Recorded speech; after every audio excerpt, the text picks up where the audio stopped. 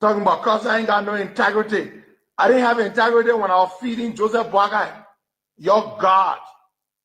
Bunch of ungrateful people. Have you heard Joseph Boakai deny that I was raising money left and right to feed him? Have you heard him deny it? He will never deny it because he knows this to be true. Some of you thought I was never going to criticize Mr. Boakai. Yeah. Because I went to counties. I'm not criticizing because I want to criticize. I'm criticizing because we said yesterday, former President Weah riding private jet. But the Joseph Boakai brought to power is riding private jet from here to go to Ghana. Yeah. But I will speak because people in Saturday saw me our passing to go on a convoy. Spend my own money to bring him to power because we thought the wrong yesterday were going to be right today. Yeah. I had no regret to vote against former President Weah. But the people that are brought to power will regret why I have to vote for them. This country is a better place and will be a better place. Yes, sir. Because there's money in the country that we can live for. We don't need money from outside. So, but we don't want to empower people here. We say that our lawmakers. We have become lawbreakers. We have become criminals. We put all the money in the budget for ourselves and leave them out.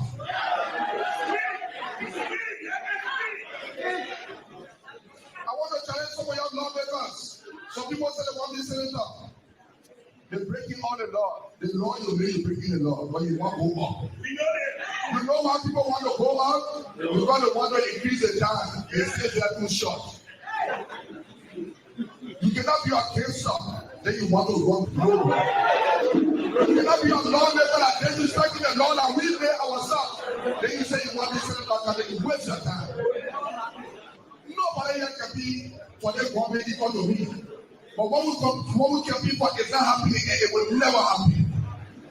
The only thing they are there for, when last people go there government even say sanctify people, young know that when you say give me 1% I won't go in court. But they sit down over there in fact their family people because they need work. And now the person that needs work and the person sanctify people say they want there. We employ our family people, but some people are happy because it is a time to be happy. It is nobody time when the country is not better. It is everybody time when the country is better. And we give this as a challenge to all of you people. 2029, we may be on the ballot for the presidency. Where we will come here and say, you people will have to appoint a commissioner for sacrifice. They are educated people. It's not about education. It's about how well you govern your people. They are people that got degrees. They know nothing. The only person with every people that they can't achieve nothing from. Our marketeers will come to power. In every country, at least 2 million and break out for marketeers, spending runners, and younger boys to empower themselves. The money is there, but everything is long way back carrying the benefit of because we are close. Joseph Boakai to forget about Yaka Koluba. What did Paladino Yaka Koluba? He betrayed Yaka Koluba. Someone Yaka Koluba crossing you. You are not on the thing that you talk. You forsake yourself when Yaka Koluba crossing you. Whether Yaka Koluba crossing Korea, you want to know what laughing and say Yaka Koluba. So to them, and you say you say about Yaka Koluba for that, and I'm going to run for Yaka Koluba there. You know when I move to Dualanda, you move to all the way to go just to take the ball from Yaka Koluba. You laugh here, you go for Yaka. Yes. Because Yaka Koluba and the one that is talking to us. So you are telling to this Yaka Koluba because a battle by Yaka can be talking to the president. It's not a good thing. Yes. They're happy. Saying that you are not happy to you. When you are not going to betray Yaka Koluba or betray the great people in life today, Yaka Koluba are not going to cross you. You understand? You have to get them out of there for Yaka Koluba. You can't work for Yaka Koluba there. It's not going to lie. You go for Yaka? Yes, yes, yes. They don't just respect Yaka Koluba for that. We don't want to respect Yaka Koluba for that. We don't want you. They see that you're for them for Yaka Koluba. They don't forget for Yaka Koluba. Let the people of power, people of them. Joseph Boakai, the way you not do, tell the country they corrupt. You say you're going to get corruption. People die every day. You said the president government is the most corrupt government.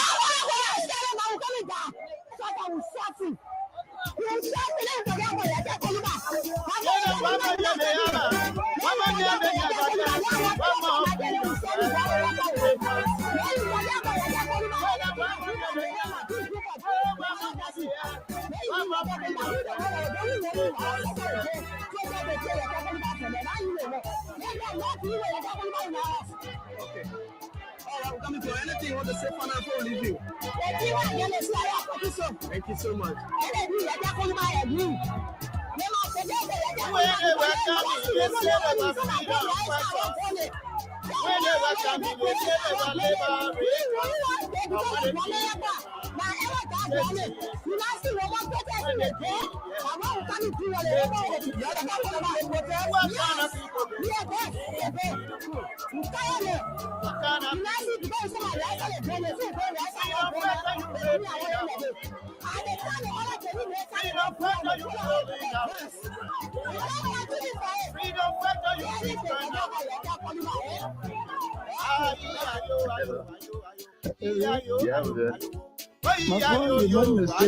I heard you last night. Yeah, go indeed to move too far.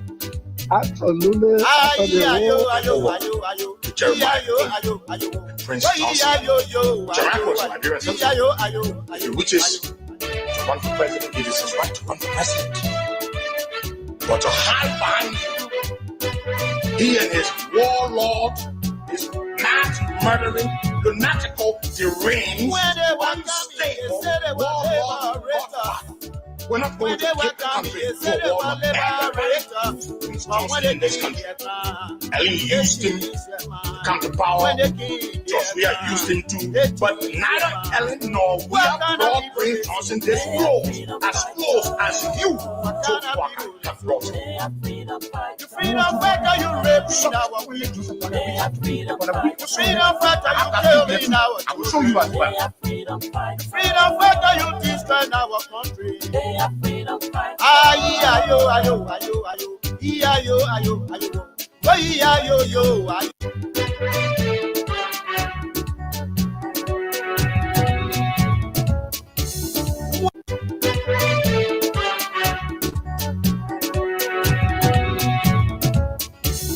When they were Oh, yes, indeed. liberator, when they were coming, they said they were liberator. Oh, yes. What a great day. They change their mind. Indeed, a wonderful opportunity it feels They change their mind. to be back behind these microphones, to engage on the issues that matter to Liberia's growth and development. Fighter you raping, Where are the freedom fighters? the freedom fighter you killing, And where are the rescuers? freedom fighter you destroy our country. Countries, the people are drowning. Ayo, ayo, ayo, People are dying from hunger. Just imagine. ayo, ayo. People are falling off and dying for hunger in Liberia. Ayo, ayo, ayo, ayo, ayo, ayo, ayo. Ayo, When it came their time, ayo. they changed their mind, flying private jets, Music. Aha. riding bulletproof, armor-plated, customized, $1.2 million vehicle. When it came the time, First Lady has turned her back on all the women in the country. And she's more focused on putting face beat Don't you way on. and missing colors of Imagine you were our big wawa yellows, one hour passing all around. was your When it came the time, 1 hour cool and gone. Was your baby. Tantan Boakai is going for birthday party on the sea with Caribbean girls. Oh, the freedom fighters. Oh, the rescuers. When it came their time, they're building mansions in Foya. Oh, when it came their time,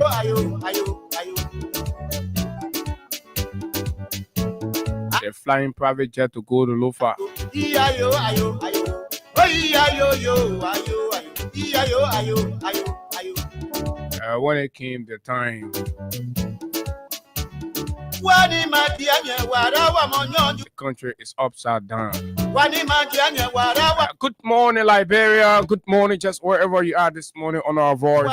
This is the People's Radio, Freedom 87.9, beaming live from the center of the city, right here on Kerry and Clay intersection.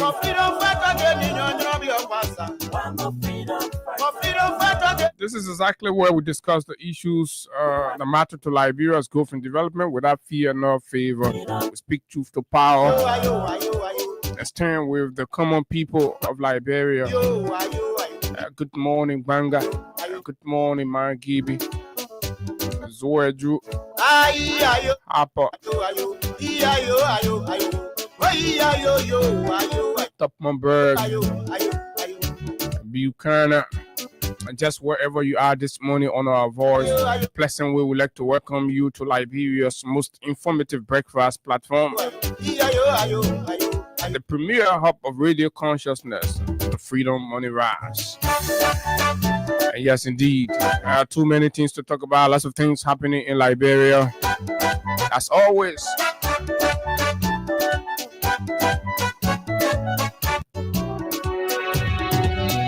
so this morning, we're going to take time. They say they were freedom fighters. When they were coming, Earlier on, we have said we had come here to say that, of course, owing to the nature of Representative Yeke Koluba's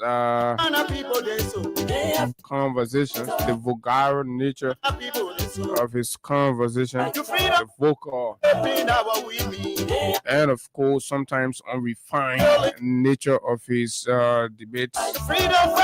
We were not going to entertain his comments on our shows, but it seems he has kind of refined and has understood that you can be critical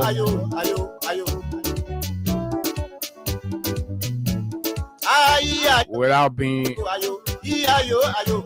the way he used to be. So this morning we were joined Honorable Yeke Koluba in his assessment of roads infrastructure along the western corridor of Liberia. I remember now the government has been bragging all over the place that they've been building roads, and all of that. So it is a good thing that a critical lawmaker decided to move in. And so we spent time with Yeke this morning assessing the roads in Gbapolu County. Remember, the people of Gbapolu voted overwhelmingly for the United Party and Mr. Boakai. What attention have they received?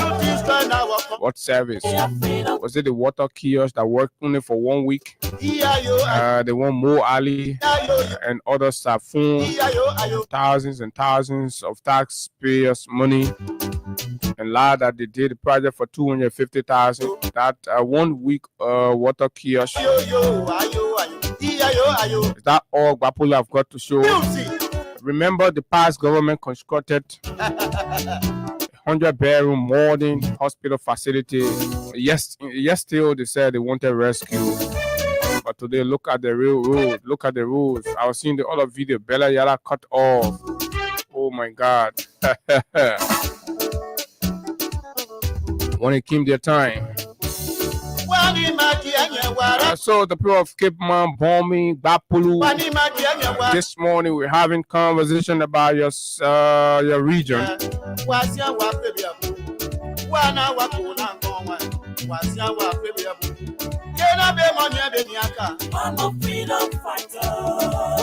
Yesterday we told you that we were going to leave from here to attend a press conference called by the MDMC company headed by Mr. John Ubodi of Granjida County, who was among those the asset recovery people run up and of course incarcerated sometime last week. So he spoke. The volume of the That statement is so huge. It's going to take time to dissect all of it. But yes, it's important. I will skim through and bring you up to speed with some of what was contained in the conversation from the MDMC CEO and General Manager, Honorable John Ubote. Why is Bwaka interested in humiliating his fellow successful Liberian? Is it that because Bwaka failed himself, accept that Liberian sorry for him and made him president? So other Liberians that defied the odds and became successful in Liberia, Bwaka going after them. Well, what kind of country is this? Well, what kind of people are these? And then to close up this morning, we go to Foya. What have we heard? What do we know? We're hearing that the Turkish are behind the mysterious Fola Villa. And the presidency has been lying to the Liberian people that they do not know anything about the Foya Villa. But folks, this is the nature of the kind of people that you entrusted with power. The shipping size of the conversation this morning on the nation's premier breakfast platform, the Freedom Morning Rise on Freedom 87.9. My name is Abu Sharif, and of course, very shortly, Higa will join us, and together we drive you straight up to 10 o'clock this morning.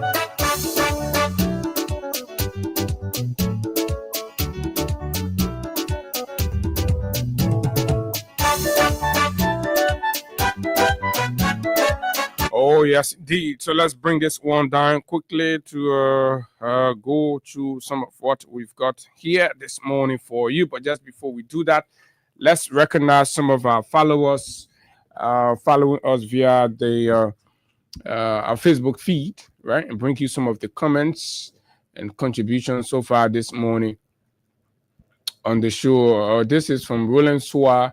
Roland Sua says, I'm Roland Sua watching from Johnsonville, Kanga Town community. And this is Chris Tukpa. I'm Chris Tukpa following from my VR community resident, Banga City, Bon County. And so thanks a lot. Honorable J.D. Williams is also watching, following from Johnsonville. You have Jeremy Dwyer is also watching. James B. Zofle watching from Logantown, Bourgeois Island, Kingstown. Wow, Logantown, Kingstown. So thanks a lot. And so this is Gater Harris Gater watching from Visual Media Incorporated office in Dole community. Oh, thanks a lot, Gater. This is Venetia Junior Bar, the Nikutan man. And then you have Mailu F. Fofana is following from 20th Creek. As always, you have Morris Corley. Morris is joining us from way there in Mount Barclay, Botneke Road. Why you gonna name the place, but you gotta change that name. You be taking some people name and put on community. You go look at your whole community. A notorious killer. So what is dignifying about Botneke that you had to name the community Botneke? But I don't know the community Botneke. That is stigmatizing. I mean, the history. Other countries don't do that. That celebrated people, they can pull, dignify people. What want the generations after, when you say, oh, Botneke, then they say, oh, who was Botneke? Then you start to narrate the story. They say, oh, Botneke. The man, then they try to go to YouTube. They go see the man taking BBL stomach, cutting it, and all these things. I mean, it's terrible. You got to change that name, man. You got to find a way to change that name. And so, Mohammed B. Fode, you have Isaiah Guer. Isaiah Guer is following from GSA Road, opposite Double Do. And then you have Joseph D. Yema. Joseph is following from where? From somewhere around, right? Okay, he said, thanks so much for what you do for our country. And you have Mohammed B. Fode. Mohammed B. Fode is following from Grand Cayman County, as usual, of course, and obviously expected. You have Stanley A. Anderson Following from down Waterside, Stanley House is the market. Samuel Hine Jr. Good morning, family. Watching live from Wheeler, Mangibi County. And you have Henry T. Toh Jr. Good morning, my Freedom FM family. I am following you up from my residence in Cartwell. Thanks for the great information to our country, Liberia. Amar Jala Kamara from Wither in Brussels, the European capital. Amar, thanks a lot for always joining. You have Alexander O. Sega. Alexander Sega joins as well. Too many people. Mick Freeman. You have Bruni Jula Sakor Jackson. And you have Stephen Yakade. Stephen Yakade is also following from where district number 2, Lower Mangibi County, right? Cotton Tree area there. So you have Moses Gbese. Moses is joining. Thanks. Moses is joining from way in Grand Bassa County, my man. Compound. One of the compound number 1. You gotta get compound number 1, number 2. Yeah, so that one of the compound is joining from Clarence Obechi Dwyer. Is also following Limo Chairman Bon Peking. You have plenty of Andrew T. Nangbe. You have Prince Tode Jada. You have Lukman Kumar, Jerry D. Cole, Masale Muhammad, Makra. Makra is our man from Nimba, Ganta City. Yeah, Mark, I think I got some on a trip with Ganta anytime soon. I will endeavor to meet Mark just in case. If you hold, because the thing is still hanging. Yeah. So you have Azariah Goyer, you have Maurice Como, you have Joseph Seaton, Jonah Dole, Sekou Dukle. Sekou Dukle, they want a different Sekou Dukle, they're not the put Sekou Dukle. What you're gonna say? Different Sekou Dukle. But no matter how many they can follow the show, they can wait feeling and they go watch. Or be dirty and they won't follow live, they can wait. So Mahawa's son is also following Charles Weir, and then you have Prince D. Weir as well. So keep dropping your comment. You already have the menu, and so give us your reaction to any of the talking points, whether it's the assessment that we intend to do with the rules in Bapolu County, to be specific, that we'll be following up with Yeke Koluba. The entire weekend he has been there, and we believe what he's displaying there require additional, or it needs to be amplified. And of course, the role of the media is to do that, because the people that are suffering the scourges of these deplorable rules and all of that are the common people. Imagine I saw a place so terrible. So you can imagine a pregnant woman having to walk that road. She might just likely lose her pregnancy, or something will happen. It's so very terrible. And you have a government sitting here, and the president is flying every other day, private jet, and he's bringing the biggest private jet that this country has ever witnessed. Any president, right? The manpower of private jet can be so very big, because you know what? The size of his delegation, right? The least the president will always most likely travel with is 30 to 40 people. The least, right? Do you know how much the president spent on each of these trips? When you pull Bwaka travel budget, you pull it together, it can face sufficient rules in this country. Those private jets that he been hiring for all the periods, right? Over 25 different useless trips, fruitless trip. And then when you go ask, then that cooler woman go say the president will bring money in bed. Somebody else will post line or more. You can look at it, say president will pull money in bed. You know, when you get rule training, you're talking, you get behind your hand, you pull it whistle it, you shut up more. But anyway, we'll leave it. We'll wait for family meeting, we'll meet there. They can discipline the children, right? Y'all gotta return the whole thing to the family meeting. When the children are working at the family meeting, and flog them. So that is that. Today is Tuesday. Unfortunately, the cash giveaway still remains down, but yes, we are good, right? So this morning we like to begin the conversation with a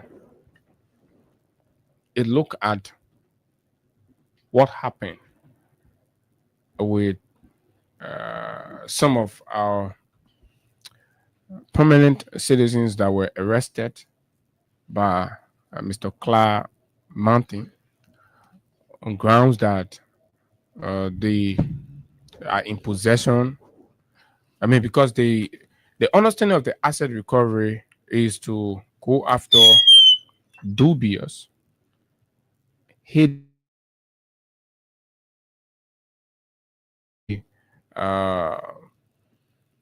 monies or whatever obtained through. It has to be hidden, right? So that's what asset recovery goes to uncover and then bring it out. And like normally when you steal something, you go hide it, right? Yeah. So when it's in, so you use asset recovery now, they go behind the scene, they grab these things and bring them out. So unfortunately, asset recovery has gone beyond that and going after legit contracts, right? They're going for contracts. They're opening.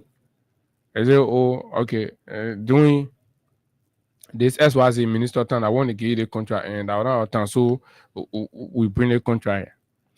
Simply because the government of Liberia owes the company after the company, according to the CEO, had completed about 100% of the work and still remains engaged with the ministry in showing that she carry out continual maintenance until whatever warranty period elapsed and all of that. Then the ministry maintenance department can take over.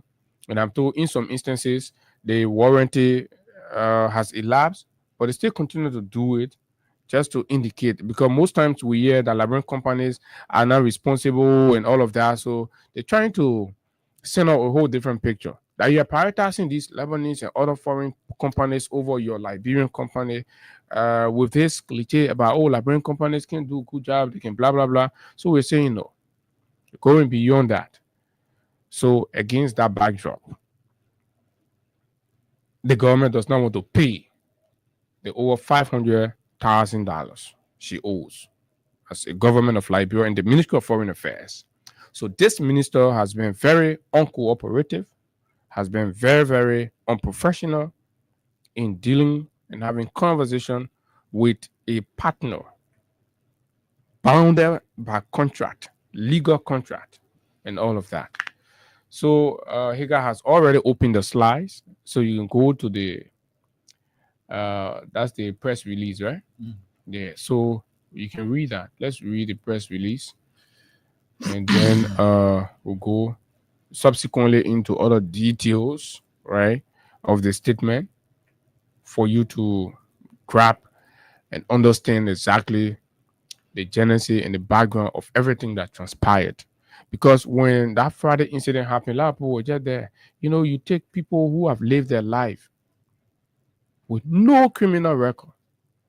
You just get one old man who are begging around in main president in power and just start embarrassing every other person. And then when you talk about it, they say, oh, there's that, right? Who is a black guy? Who are you begging for LEC meter bill, right? Go for me. So other Liberians did not live their life like you. They became successful, right? And then you want to come and impugn their reputation. It's terrible. And you're using Clark Mountain. You know what? That for some obvious reason, we're not prepared to go into Clark here, Clark Unse closet. But maybe at some point we'll delve inside. So here we read and then we keep following. So what happened? So basically, what happened is the entire thing that MDMC has come up with. This is their position. This is the statement. So maybe Gracious Ra is preparing herself to.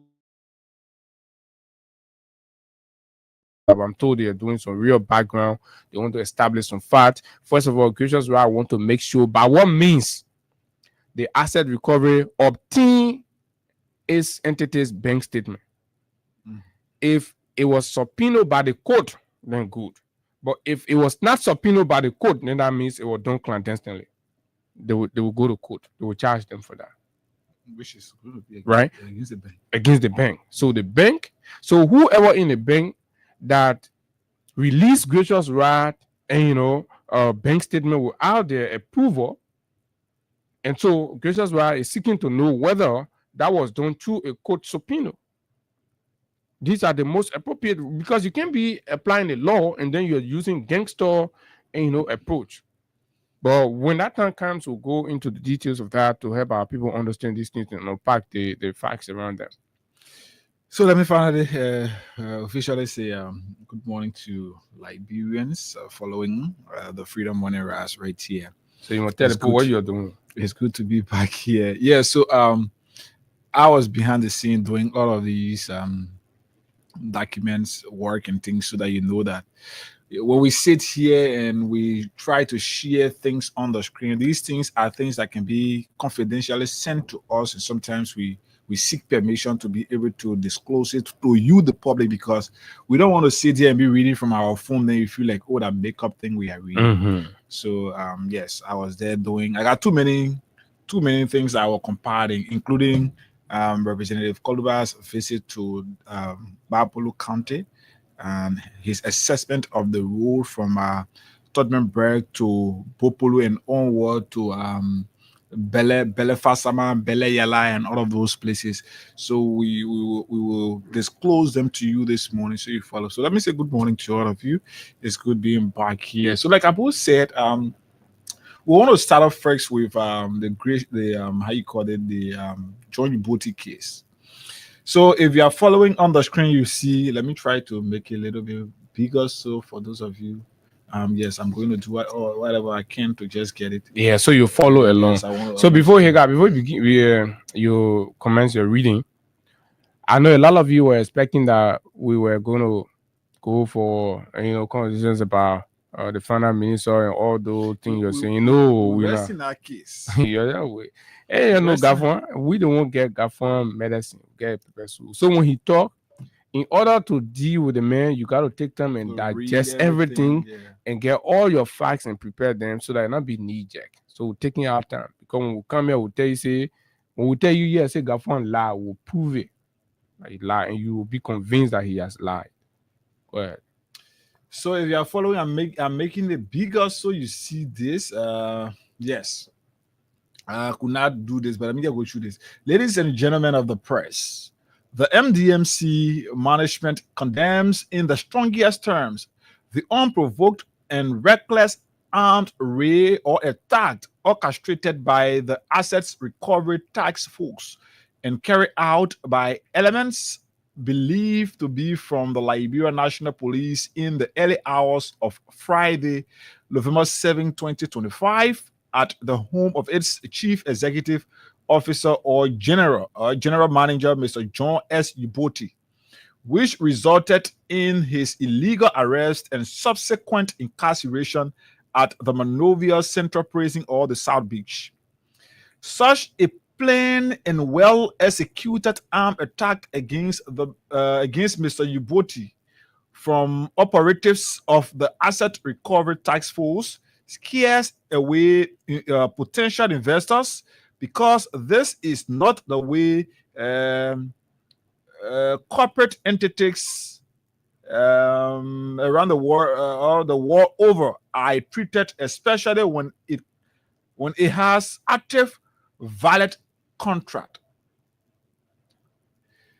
MDMC wishes to clarify that the Ministry of Foreign Affairs and MDMC entered into two separate civil works or work contracts on May 5 and September 12, 2023, requiring MDMC to undertake renovation of the ministry's sixth floor with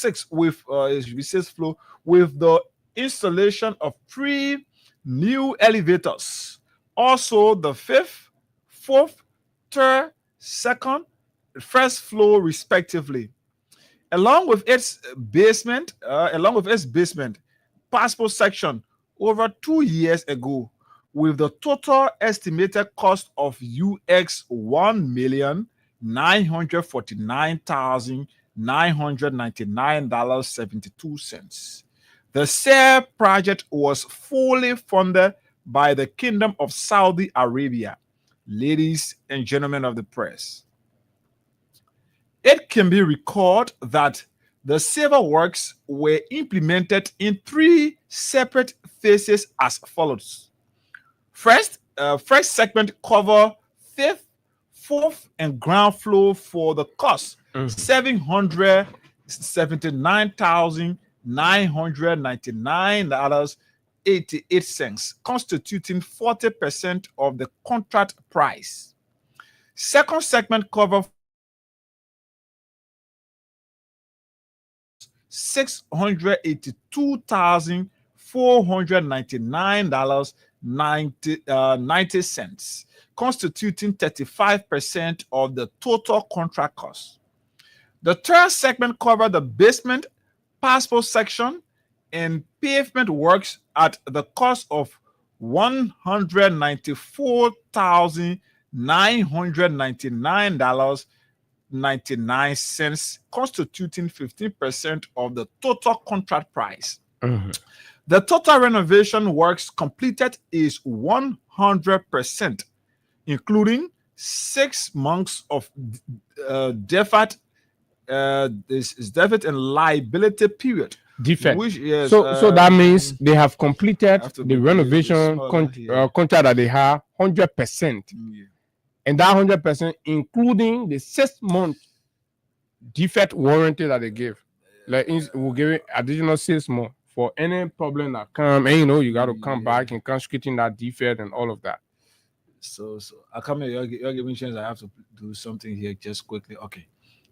6 months of defect and liability period, which expired over a year ago.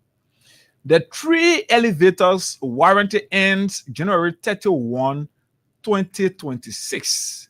Several communications written to Ministry of Foreign Affairs Administration for official general assessment or inspections and turnover protocol of the renovation were not responded to since the last 15 months. See attachments.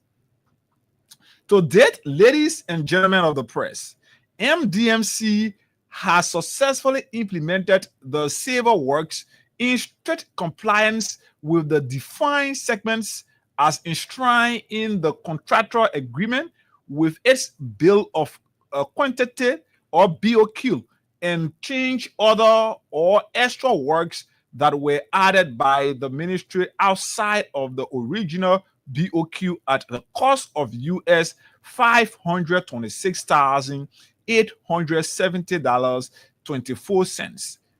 MDMC had completed the civil works even after an addendum to the contract's duration was created. Yet, the Ministry of Foreign Affairs had reneged on its side of the sheer obligation to make payment of the balance contract money that MDMC has already performed in the sum of UX $526,870.24 as extra cost of civil works ordered by the Ministry of Foreign Affairs, excluding the defect and liability money which should mature for payment in January of 2026 when the 3 elevators operations and maintenance will be turned over to the Ministry of Foreign Affairs after 2 years of their installation. MDMC has written many communications to the ministry requesting the training of its personnel to manage the elevators after the expiration of the warranty, since 2 years have fallen on deaf ears, and MDMC's involvement ends January 31, 2026 in managing the elevators. In all of these, the Ministry of Foreign Affairs just never cooperated with us since almost 2 years, so as to create a drama like this from a very simple contractor and client or client issue. The contract called for arbitration in settling dispute like this, if any. MDMC states, ladies and gentlemen of the press, that during the period of delays by the Ministry of Foreign Affairs to complete payment of the contract fees after MDMC requested for final payment, subsequently, the Ministry of Foreign Affairs elected to solicit legal opinion from the Ministry of Justice when Ministry of Foreign Affairs reportedly said it was troubled that the original contract was improperly varied by change order performed by the former Deputy Minister for Administration, Mrs. Comfort Sawyer, in the previous administration, which legal opinion was requested by the current Minister of Foreign Affairs, Mrs. Sarah Beslow Yanti, from the Ministry of Justice, Honorable Councilor N. Oswald Tue, who responded and transmitted same to the Ministry of Foreign Affairs on December 24, 2024. Okay. See copy of Minister of Justice letter attached. Blah, blah, blah. Okay. Tell who already. I think that first component, and before we come to the Minister of Justice letter, right? So now, there are few facts, contained within that first portion or preliminary portion of the MDMC's response. And then we'll have to put that against some of what that was stated in the asset recovery press conference by its chairman. So in the MDMC case, the asset recovery chairman spoke briefly about the MDMC and the Ministry of Foreign Affairs indictment. He says, on September 12, 2023, the Ministry of Foreign Affairs, then represented by its acting minister, Tema Duncan Sawyer, entered into a civil work contract with Mr. John S. Uboti of MDMC Express Incorporated. The contract was for the renovation of the Ministry of Foreign Affairs building and was scheduled to last for 3 months. Get it? Mm-hmm. But when you read in there, right, you will know that this information is factually incorrect, because the asset recovery team says the contract was scheduled for September 12 to December 31, 2023.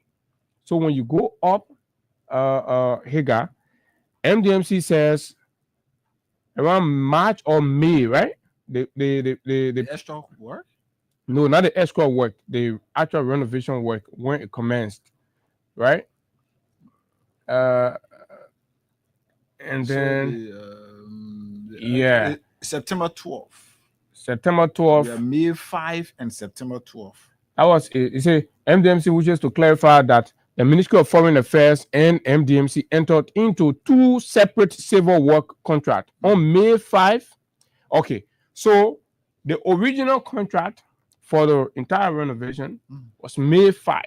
And September 12 that Clyde Martin was talking about is the second contract that was entered for extension, right? That saw the addition of the parking lot, right? Ministry of Foreign Affairs had no parking lot. So the question is, where is Clyde Martin getting his information from that he's resting on solely to deceive the Liberian people and misrepresents the fact to achieve an ulterior political motive of embarrassing the reputation of reputable companies and, of course, individuals in our society? This is unacceptable. So now, the investigation found, according to ARET, or Asset Recovery, the investigation found that the ministry made full payment of $1,949,999 United States dollars and 72 cents to MDMC, representing 100%. So when you come to the contract duration, they may go to the second contract. He used the timing for the second contract, but then when it comes to the payment, he uses the first phase contract payment. The volume of payment for the first phase, which was the entire renovation of first floor, second floor, blah, blah, blah, the elevator, everything, right? So he take that money and use it for the 3-month extension contract, which is the car parking thing. So you see the deliberate attempt, right, to conceal the fact and mislead the public to achieving the ulterior political motive of Clyde Martin. Particularly, he's being used as a stooge, actually. The main players are there. So that is clear. Then you go down further, say to MDMC representing 100% of the contract value. When you read the MDMC statement, you see admittance to this fact, right? During the investigation, an appraisal was carried out. According to asset recovery, an appraisal was carried out during their clandestine investigation, right? By, according to him, an independent architectural firm, which he did not name, right? Findings reveal, according to Clyde Martin, that no certificate of completion was ever issued. There are two, deliberate contradictions or misconceptions contained in this portion of Clyde Martin's conversation, Councilor Clyde Martin conversation. Let me say that. One is anybody, for example, if you're subjected to an inquiry, because first of all, the contract allows for arbitration. The contract that's entered into, there's room for arbitration under the contract. If there is any. Where when either party, right, notice breach, right, they set up a committee to intervene or address that concern, which was not the case. Agreed. So assuming the ministry wanted to do it differently to achieve whatever ulterior political motive that there was, right, they decided to use this asset recovery guy. So the guy wants to assess and appraise the renovation process done by Hagar's company. But he notified Hagar's not. Hagar is unaware. He consults not the details of the contract terms and what Hagar company is supposed to do and not do, right? So he hires some kind of fly by neck. It's a construction firm or architectural firm that is not even registered because he himself is afraid to mention the name. Because when he mentioned the name, people will start to research and know whether this thing that real firm. So he is afraid to mention. So we challenge him to mention the name of the firm. And then we'll question the firm, how do you conduct such, an appraisal? You don't know what the man was tasked to do, how the man supposed to do it, everything. You just go see the building, say, my man can't appraise the building and tell me the work he got, the whether is complete or not. So the man goes there and uses his own standard, not the standard of the contract, and come and tell you, say, our appraisal of this renovation is 40%. And that's how Clyde Martin went and say that 40% of the contract. Are you a party? The Ministry of Foreign Affairs has all of the details and documentations, right? The elevators and everything, they're there. The air conditions, they're all there. Before these things, have you done an assessment or appraisal of the Ministry of Foreign Affairs before and the Ministry of Foreign Affairs after the renovation? So you know clearly that there is witch hunt around these conversations.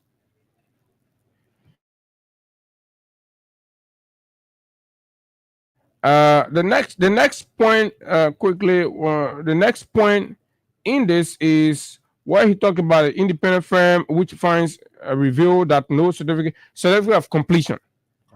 Right? How do you obtain a certificate of completion if the contractor or the one hiring the service of your company has deliberately and willfully and intentionally refused, right, to meet you to honor the legitimacy of your contract, to have responsible conversation about the contract with you. Dossier of letters and communications have been forwarded to the minister's office to the point where even the Ministry of Justice communication, the Ministry of Justice investigative finding report that was submitted to the Minister of Foreign Affairs office, she was so embarrassed and did not want it. She kept it for months before sending it down to the deputy to act, which they did not do. It tells you how she has something under her sleeves when it comes to the MDMC and the Ministry of Foreign Affairs civil work contract. So who is supposed to give you the certificate of completion? The Ministry of Foreign Affairs, right? But the Ministry of Foreign Affairs has refused to live up to every part of the contract, the new leadership, simply because they have an ulterior motive to pin negative on something that does not have anything. So they're finding error. They went to the Ministry of Justice. The Ministry of Justice did all her evaluation and said this thing was fully executed. Let's get to the Ministry of Justice or the Justice Minister's recommendation. Because the point is there where she has refused for over how many months to even to submit or send list of staffs from the Ministry of Foreign Affairs that MDMC is supposed to train and turn over. So the MDMC, advised by her lawyers, have decided and included in a communication to the Ministry of Foreign Affairs, right? Avail herself for dedication up to the date set stipulated in the contract. The contract or the building will be deemed dedicated. And they will be done. Because what can you do when the person refusing to come? So you just have to follow and whatever. So the lawyers advise, and that's what they're following. So this was the Justice Minister's recommendation to the Ministry of Foreign Affairs after they have gone ahead requesting the Justice Minister's intervention or legal advice on how to proceed or what to do with this MDMC outstanding payment. Ladies and gentlemen of the press, after a diligent perusal of all related contract documents and assessment, the Minister of Justice and Attorney General of the Republic of Liberia recommended two approaches to the Minister of Foreign Affairs, with one being to proceed to pay MDMC the outstanding US $487,499.94, which, according to the Minister of Justice, was provided for under the mutual executed contract and was paid. And the second approach requested the Ministry of Foreign Affairs to constitute a team of experts from the Ministry of Public Works, General Service Agency, Ministry of Foreign Affairs, MDMC, and any other institution deemed relevant to review the original BOQ and the verified change order. Just hold it right there.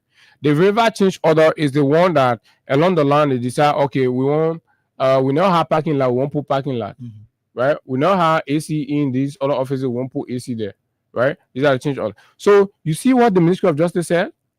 And the Ministry of Justice said, to be able to appraise, you should set up this committee involving all of these people, plus your so-called architectural company, along with MDMC, right? To do a comprehensive appraisal, right? And these are going to be entities. We're talking about the Ministry of Public Works. So why didn't the asset recovery or the Ministry of Foreign Affairs advise the asset recovery, since she was not convinced entirely to implement what the Ministry of Justice had instructed, right? You could have most likely said, okay, let's invite the Ministry of Public Works plus all of the other parties, asset recovery, and you have your own quote-unquote architectural company that nobody know the name, right? Okay, bring them, right? Then they can't join the team. But that ghost, they don't exist, right? It's all from the blue. So if they're not, reveal their names. Show us who they are. They are a reputable, responsible, professional firm. So why should they be hiding if they're doing a clean job? Right? This was what the Ministry of Justice advised. So, folks, this country, the way is proceeding is dangerous. It's terrible. And that's what we are trying to bring home to all of you. You have to be worried about a country because these things don't make sense when people look at the black and white and decide to willfully, right, utter these things to meet their political taste. Is unacceptable. Because, mind you now, these moments are going to be over. The precedent is dangerous. If you begin going after people in this clandestine form and manner, and these records are there, right? Those Liberian companies, and of course, a lot of them are kissy. They are getting small roles, contracts, and they are not even performing on it, but they're collecting the money. The ones who renovated the Internal Affairs Ministry, and part of the money that was allotted was used to renovate the ministerial house and all of these things, right? People will start going after these companies as well. The ones that Gafon gave the Ministry of Finance contractor and all of these things. You think you did? Look at the one Gafon and others gave the Ministry of Finance contractor. There were reports about even doctoring a communication from the U.S. Embassy. Imagine the height of fraud involved with that. The government is not talking about these things. They've buried all of those, right? But you come and try to thwart and paint a legit contract to go after people who have lived responsibly and honorably. And Mr. Bwaka, who since he came from wherever he's come from, he's unable to leave his bedroom, and he's there, right? And giving instruction for people to be doing this thing to fellow Liberians. He's just one man. Whoever beyond these are setting very dangerous precedent. So let's go back to the asset recovery and what Clark Martin said about these. So you see the contradiction, right, Hagar? Mm-hmm. The Attorney General advised said this is the most appropriate way to do it, right? But Clark Martin, an executive order chairman say the Attorney General, he know law. He ain't smart. He is smarter than him. You won't grab your political opponent, but then you can't say you must go use all the due diligence procedure. No. I guess someone that actually tells us will go. Man, you go pay around and can't get 40%. You say, we just talk. People not asking for details. Ask the question, put them on record. Just ask the question to put them on record. They don't have to have it, they don't have to reveal it, but just ask to put them on record. Right? How somebody go tell you about company they hire to do the thing, then give you name of the company, blah blah blah, nothing, no detail. You just sit down there, your pass, all of your king, or they won't arrest Fina Bono that the news. It's a serious problem in this country. Now, the Asset Recovery and Property Retrieval Task Force is calling on the government of Liberia to immediately disengage from all existing and pending contractual arrangements with the MDMC company, which has been formally indicted for theft of property and criminal facilitation. So Abu, I think this is the meat of what they wanted. The hidden agenda. Yes. So the reason you see all of these things are happening is the government of Liberia, through the Ministry of Foreign Affairs, is supposed to pay 489,000 plus to MDMC. Correct. That they owe MDMC the work that MDMC have done. Now that they don't want to pay, apparently that money have come in and they've siphoned some kind of way. They don't have it at this point. So in order to play some tricks, this is where they are heading to. Mm-hmm. What you hear them say over there? Cancel all contracts. So that's their interest. So you're not paying the money. You're not paying them. Don't even have conversation about paying MDMC. So that whole thing, that case will just be just like that. But like I said to the public, and a lawyer advising this kind of way. Imagine if the government of Liberia is taking advice from people like Clark Edward Martin. So I said this yesterday, Abu. This entire thing about the asset recovery team. The asset recovery team, let's be frank, I'm sure the councillor don't know the TOR for the TOR. He don't understand what the terms in reference of the asset recovery team is like. Because he cannot be performing or overperforming, but yet he's underperforming. Mm-hmm. So what he's doing here is he's overstepping his bound. Firstly, in this case, like it was said in this release, there is a room for arbitration. That is, in case the two parties, one of the two parties got issue, you set up arbitration team, and then they investigate and know how they are able to resolve it. That hasn't happened. Now, secondly, if the Ministry of Foreign Affairs got issue with how MDMC has been running or have been handling this contract, the ministry says they don't want to set up this panel. They reserve the right to run to court and not the asset recovery team. Mm-hmm. You see that? So what's the issue about this asset recovery team coming? You know, like Abu said, the asset recovery team is basically about when you see the Party X store while working in government, you go after what they stole. Mm-hmm. You prove it legally that this was a stealing money. You bring it out. But even let's go to this point, Abu. Even if it was default in contract, it's not the right of the asset recovery team to go after default in contract. Clearly, that the Ministry of Justice. So who is really the Ministry of Justice who providing legal advice to these the Ministry of Justice when they wrote their opinion and Senate, the poll condemned it to go for asset recovery. The Ministry of Justice recommended two approaches that you could use. One is you must pay the man 489,000 plus that you owe him. And secondly, you set up a team including all relevant institutions to this matter. You set up a team and you decide on the way for what next you can do, how you can do it. So that the ministry of that the asset recovery team responsibility now to start going when you're not saying, they gave you contract, you probably you did the work, you didn't take it or you did not do the work, that the ministry of that the asset recovery work now to start going after people. Do we have two justice ministry in this country now? One is the asset recovery team and the other one is the Ministry of Justice that we know. Mm-hmm. Why people who claim to know are behaving like nothing? Because some of us who have not even had the opportunity to even sit for a law school entrance, we are even more knowledgeable to legal things as compared to these reckless nonsense things they're doing around here. Correct. Because it will not. You don't have to be a rocket scientist to understand these lay points. Mm-hmm.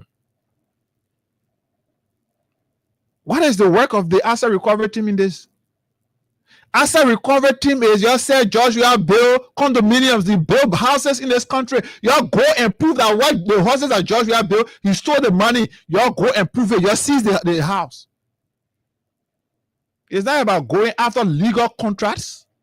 Then the thing that's even more troubling and gives more reason why, if the president really means well, he will apologize to MDMC and as of today dissolve this asset recovery or dismiss. I'm one person who will encourage the MDMC to run to court. They have already said that if you go down further, sue the government of Liberia for damage. Sue them. No, but his apology will not negate the fact that these people have to seek, a legal redress. They've said that.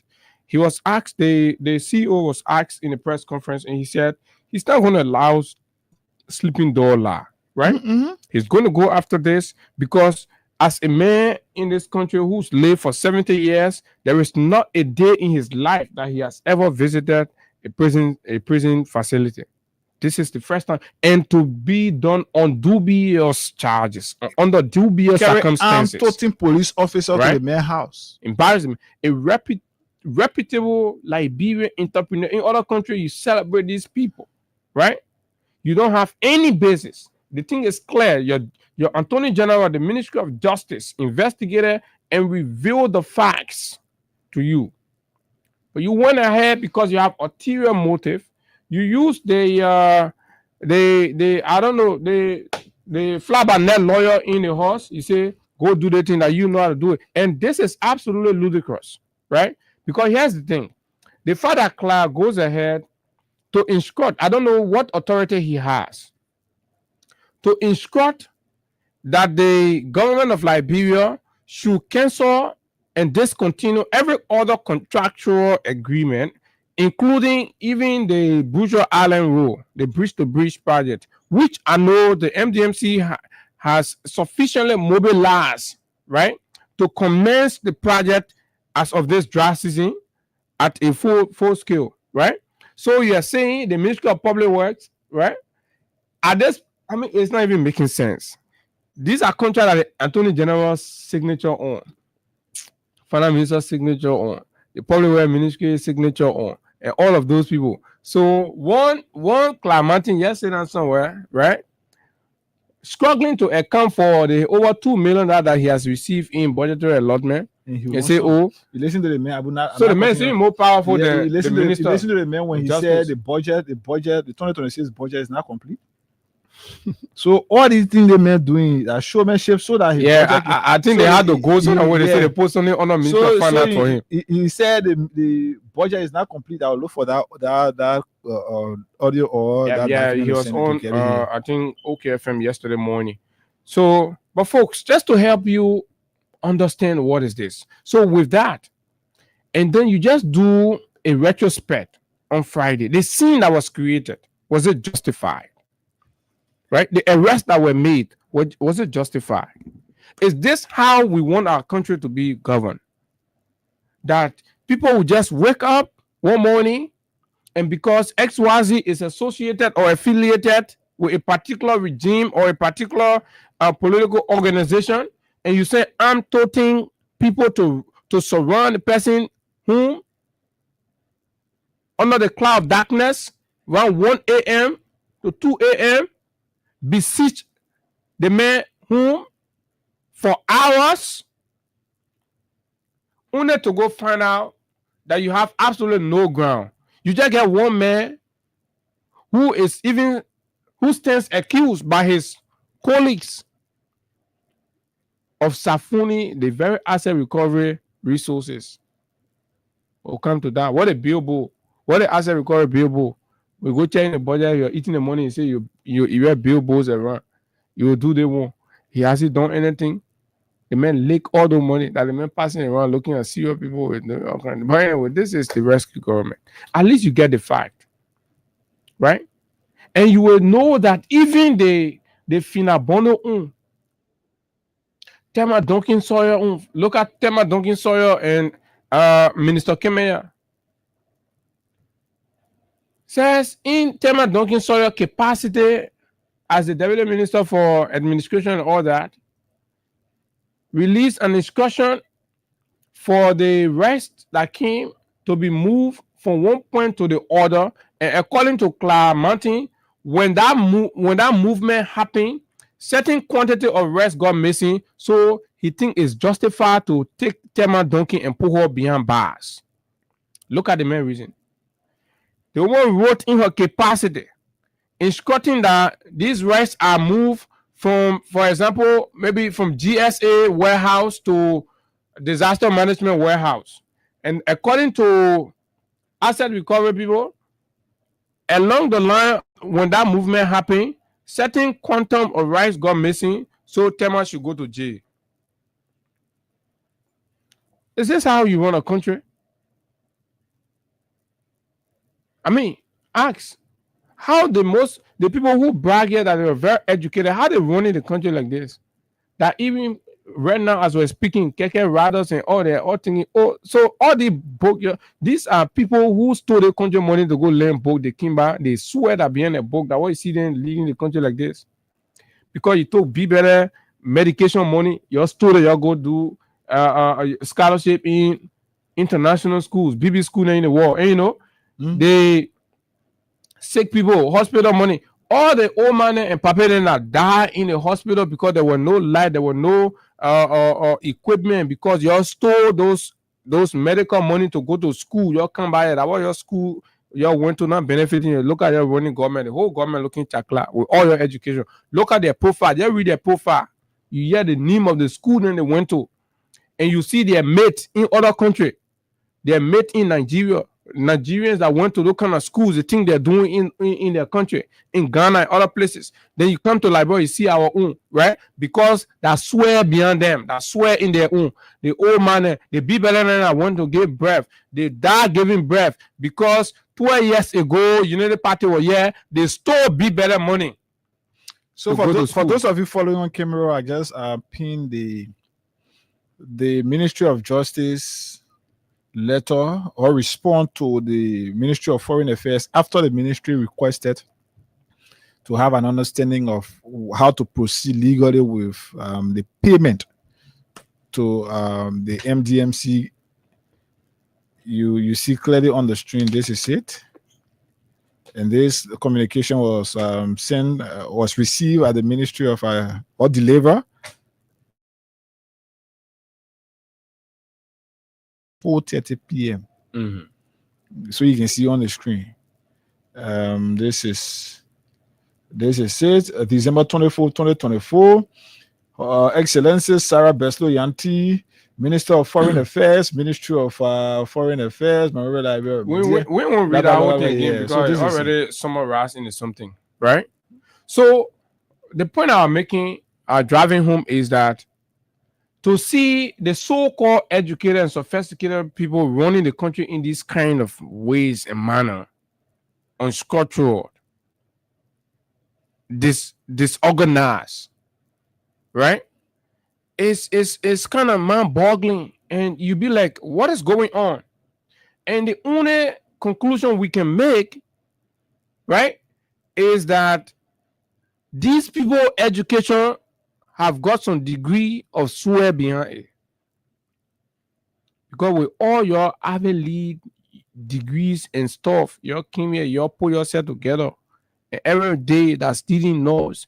Every day you're flouting the laws. Every day you're doing all kinds of things, right? Look at what Benedict Koluba just released this morning about Augustine P. Gafwan usurping the function of the legislature, right? Augustine P. Gafwan, a knowledgeable man that he should be, and passing around lying yesterday, talking about last year there was no budget shortfall. Were we not here when the LRA reported, right, about 20 plus million budget shortfall in the first quarter? So what was that? Was that not a budget shortfall in revenue generation? So who is this man? A loose talking, palaver hot intellectual. That's what Gafwan is. But unfortunately, these are the people that get the praises in Liberia. And these are the people that we hail and make them to look, right? These are buffons. Forget about what kind of school he went to. Look at how they feel in the country. This man failed on the economy. He has done nothing. The man lie about everything. The man said civil servants were not going to make less than 150. Look at the reality. The very man said by the 25th of the month, civil servants will take pay, right? People can go 40 days, 50 days before they receive their pay. Is he not a liar, a deliberate, dishonest, disgraceful, irresponsible liar? That's who he is. That's the swear, because mind you, now, you remember the Japanese money situation with the Ministry of Foreign Affairs. Those are money that's supposed to go into healthcare, delivery, malnutrition, and all these things. So when few group of people steal from the country and deny the rest of the country the basic social services that they should benefit from, this is what you get. Listen to the other thing they're doing. You know, we'll go into the budget, right? They talk about this $200 million from Asilometer that they're trying to pass around with. There's some education we'll bring to that. I want to ask some fundamental question to the government of Liberia and the Ministry of Finance folks. This 200 million that you're talking about, is it a signature bonus or is a royalty payment, advanced royalty payment? We got to understand. Because before now, ArcelorMittal has offered in the negotiation with the government of Liberia some 500 million. 200 million was going to be for advance royalty payment, and then another 200 million are going to be 250 million are going to be loan. So, but the government of Liberia is hiding this thing. They don't want to tell you. The reason you see they are hurrying and rushing with the ArcelorMittal thing, they won't take credit from the people. What kind of government is this? You sign a contract, then you go credit from the man. Then you go credit, you won't go credit, you're hiding out on you won't say it, but it's inside. It's inside the deal. They are going to credit 250 million from the people. Because yes, what does not making sense? If the government says the 200 million that they're talking about today is a signature bonus, it does not make sense. You know what's a signature bonus? Right? Under these kind of concessional arrangement, that free money, here to just say thank you, right? For accepting our concession. And then you are talking about 200 million for that. Does that make sense? So the government is not saying something. The people are lying. They're hiding the facts. They're hiding the truth. And that's what we have to push them to say. The 200 million is not a signature bonus. The government is lying. They got to tell us what is the 200 million actually. Or they must publish the deal. When they publish the deal, you will see it clearly. So they are selling the country before. So this is absolutely barbaric. Remember now, during the HPX conversation, and the reason that 500 million subsided, I'm told, is because when the government introduced and started having conversation with HPX, so the ArcelorMittal post slowed down. But let me take you back a little bit to the CDC Pure and Samuel Toure. Samuel Toure was beaten on here, according to them, because the government had not signed officially the deal with HPX and they received upfront payment. So now, why is this government receiving upfront payment from ArcelorMittal when the MDA has not been rectified? What is that? So what do you say one thing before and then you come back and do it today? You condemn something yesterday, but you come today and you're doing the same thing and even more, right? What is that? What logic defines that? But this is how they're running the country, and they don't want anybody talking about it. These are criminals, and sometimes when you call them criminal, people get angry. But I'm convinced that they're criminal. The facts are there. How you come and put the country under the impression that ArcelorMittal, an investment size of 1 something billion, right? Then you tell me the signature bonus, just to tell you thank you for awarding a 1.5 billion or 1.6 billion contract. And that money, then they give you 200 million. That money it doesn't make sense. That money is paid upfront. And during the CDC's time, you know what was the signature bonus? It was in the tune of 5 to 6 million. That was the signature bonus, right? This advanced royalty, something was on the book. The CDC rejected it. They have gone to grab it, but they believe that they can use propaganda, and the Liberian people not sophisticated enough, they will fall for it. So they can signature bonus 200 million.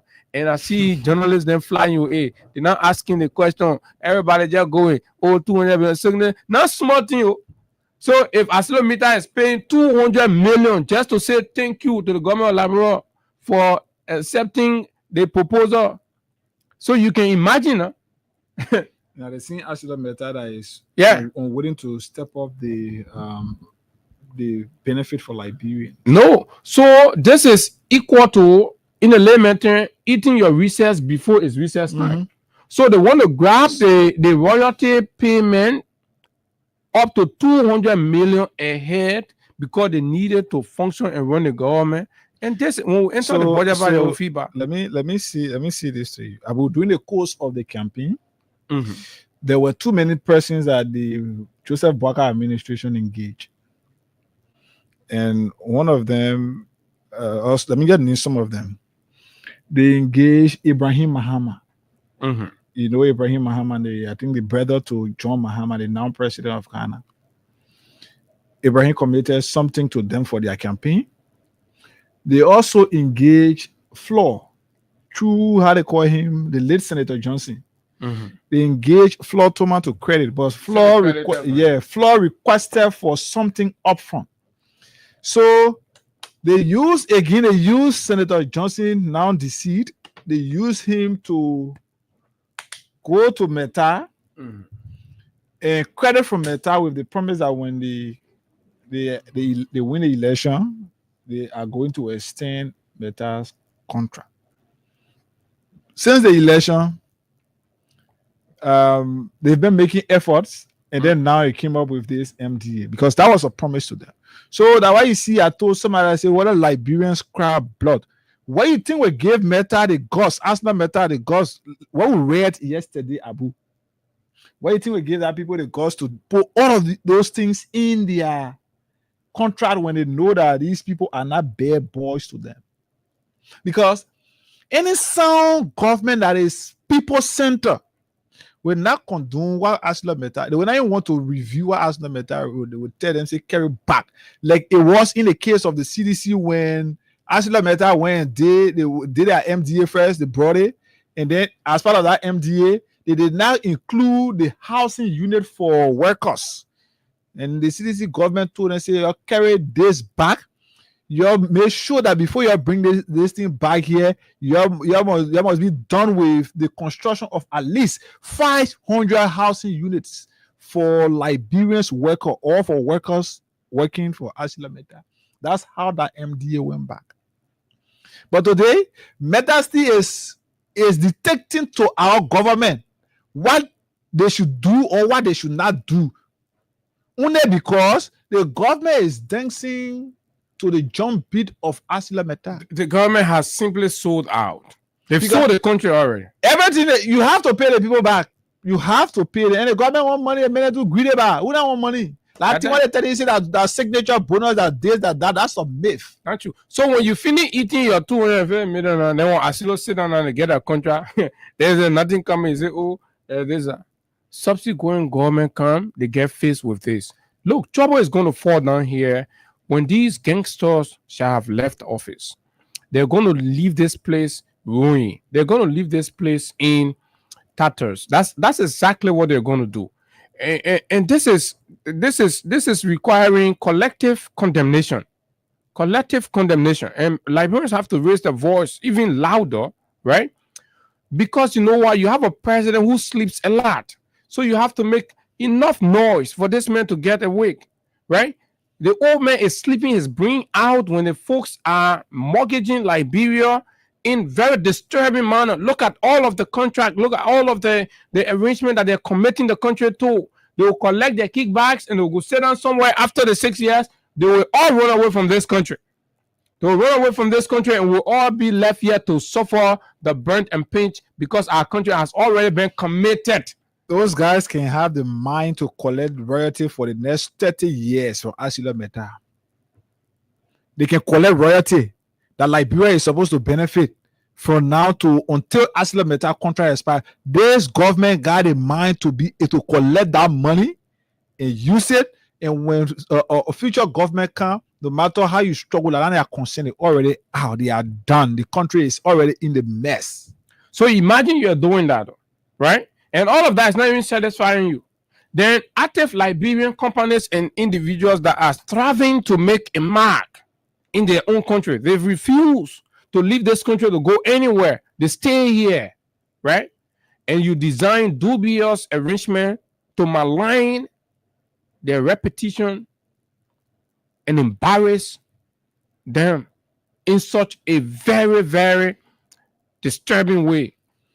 So beginning, let's go to beginning Friday or maybe anytime this week. We'll start to bring on Liberians from those communities directly affected by ArcelorMittal's operation, we start to bring them in studio. So they sit here, they explain what they are being faced with, and look at ArcelorMittal contract, what ArcelorMittal is proposing to the government. Let us tell you how they feel about that.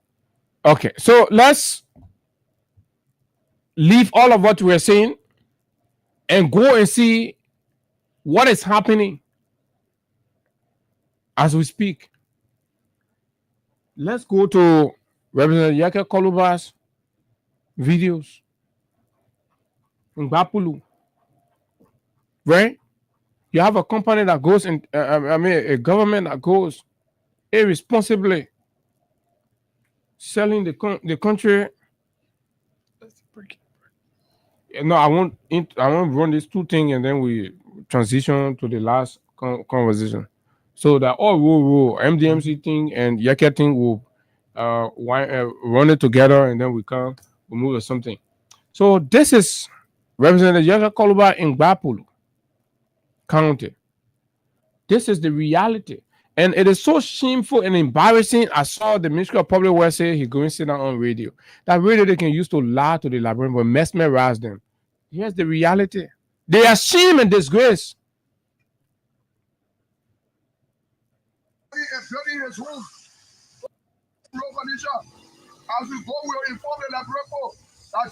You're watching. See this. This is your country. Taking money and building his room. Oh, people in small, come out to the car. So you can dislike Yeke, you can hate me as much, but you can commend his bravery to take on issues that are about the welfare of the ordinary Liberian people. He's not only up Capitol Hill venting his anger and all of that. He is frustrated because he is close to seeing what is happening to the country.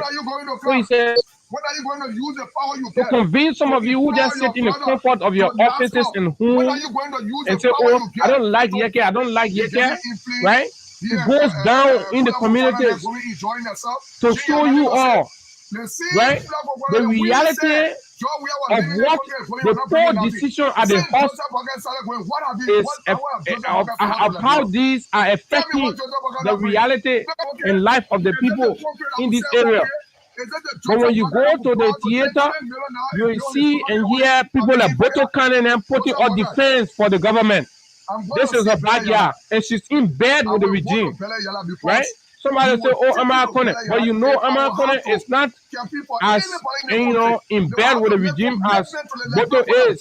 Boto then are the movers and shakers. Boto has about 2 or 3 of her siblings well situated in the government. The Kane family are milking the system. They're milking. Look at Bapulu. But because we're taking the movement to the people, their fatherland, their motherland. Look at Bapulu. That's what Yeke has gone to show. Yeke is making hero of himself in the eyes of the people. Oh yes, right? He has refused to be one of those lawmakers who will just sit and enjoy the comfort in Monrovia and make the noise up Capitol Hill. He has decided to go down and identify it and show you and make you to understand the basis of his anger. This is it. So you want us to come here and be clapping for the government and take some money, right? And be telling you that, oh, the president is doing well, the president is trying. Where is the president trying? Look at who. The road between Belfast to Beleyala. So imagine if this president had not promised that in 100 days you are going to face the road. After promising that in 100 days that no car will get hit, look at the condition of the road. It's almost 2 years. Ministry of Public Works has received millions.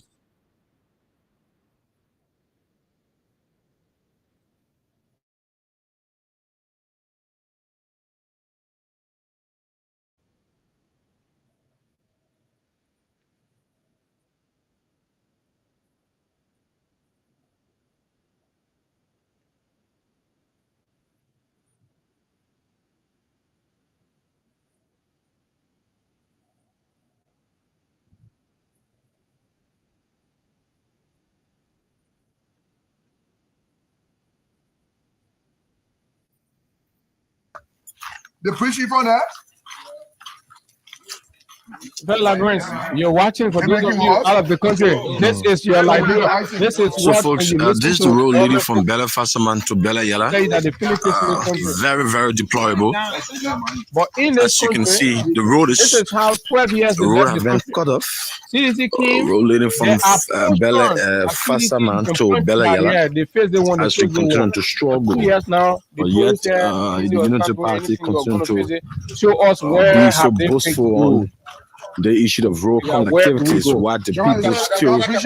This is the region the president goes to almost every weekend. This is the region the president goes to almost every weekend. He cares only about his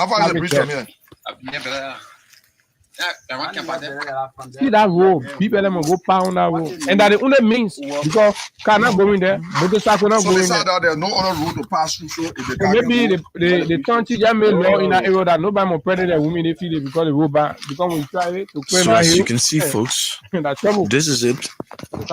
Citizen continuing to struggle on the issue of roads.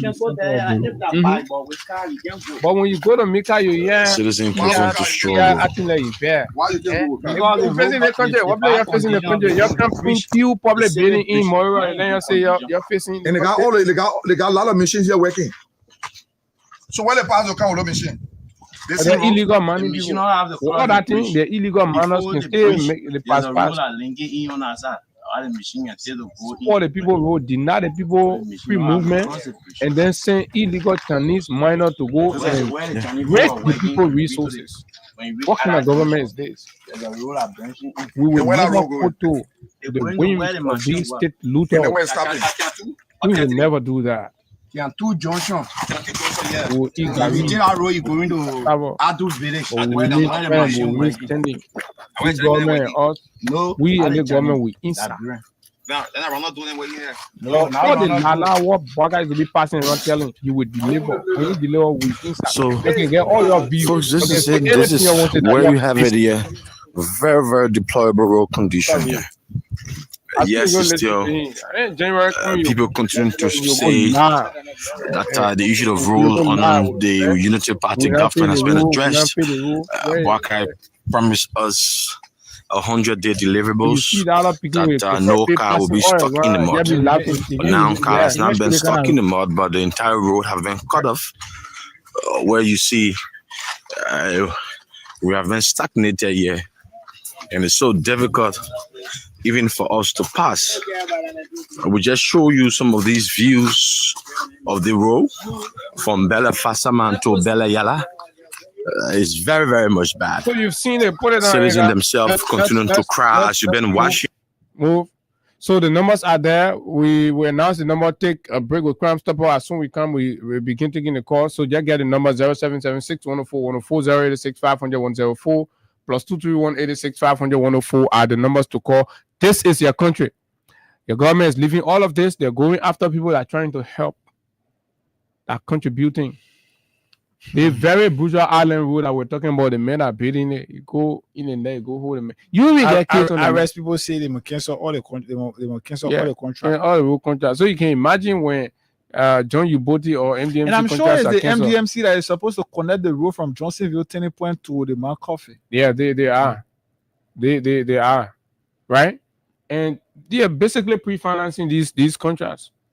So when they make the hey man, I don't even know. But let take Crime Stopper will come back and take calls.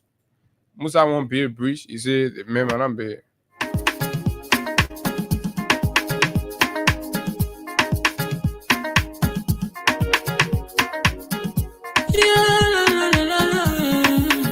It's about music.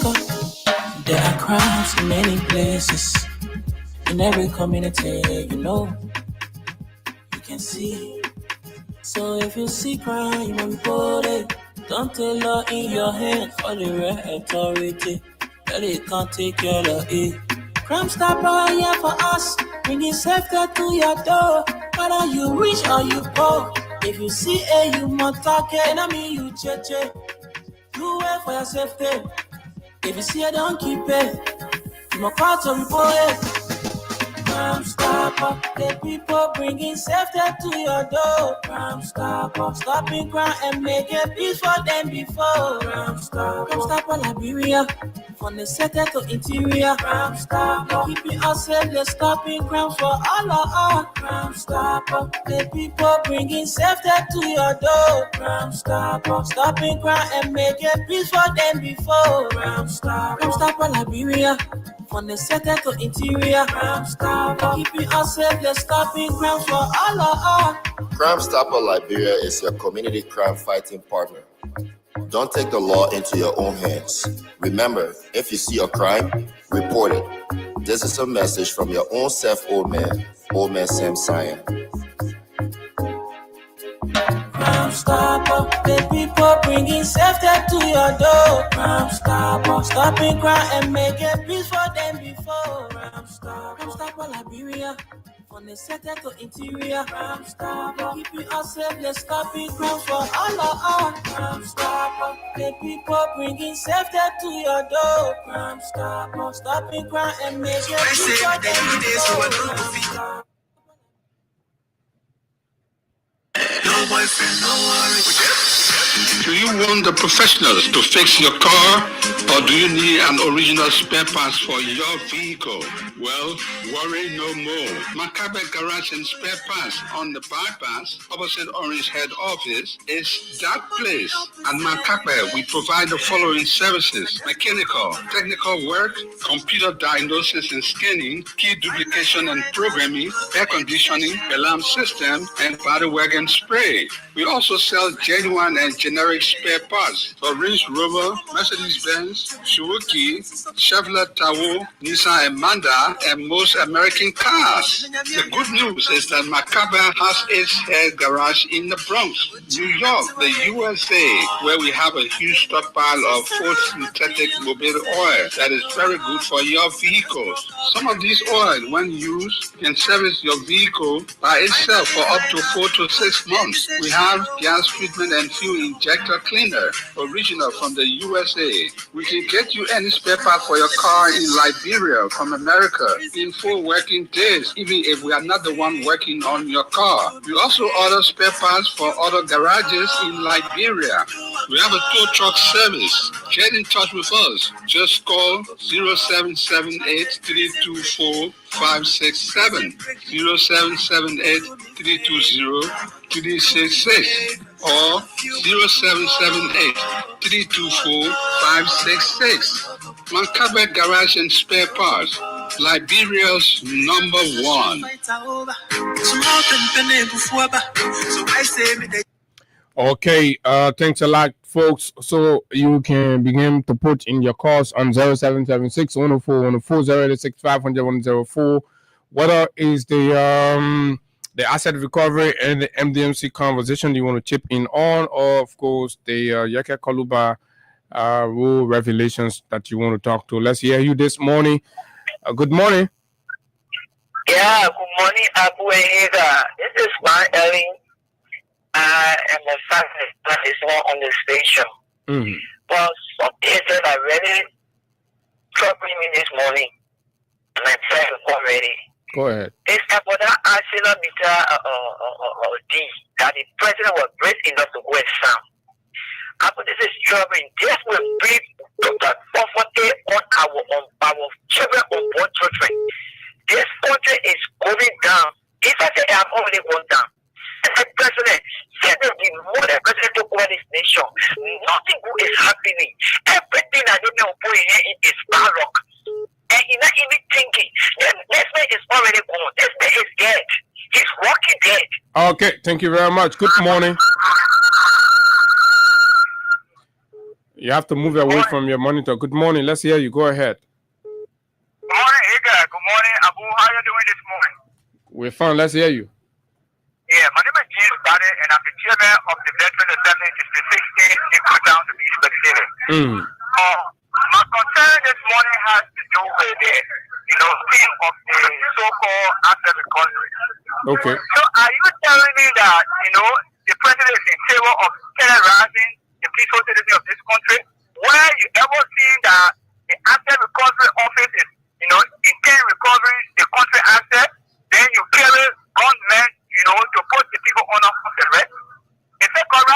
the right thing to do, or it's a kind of terrorism.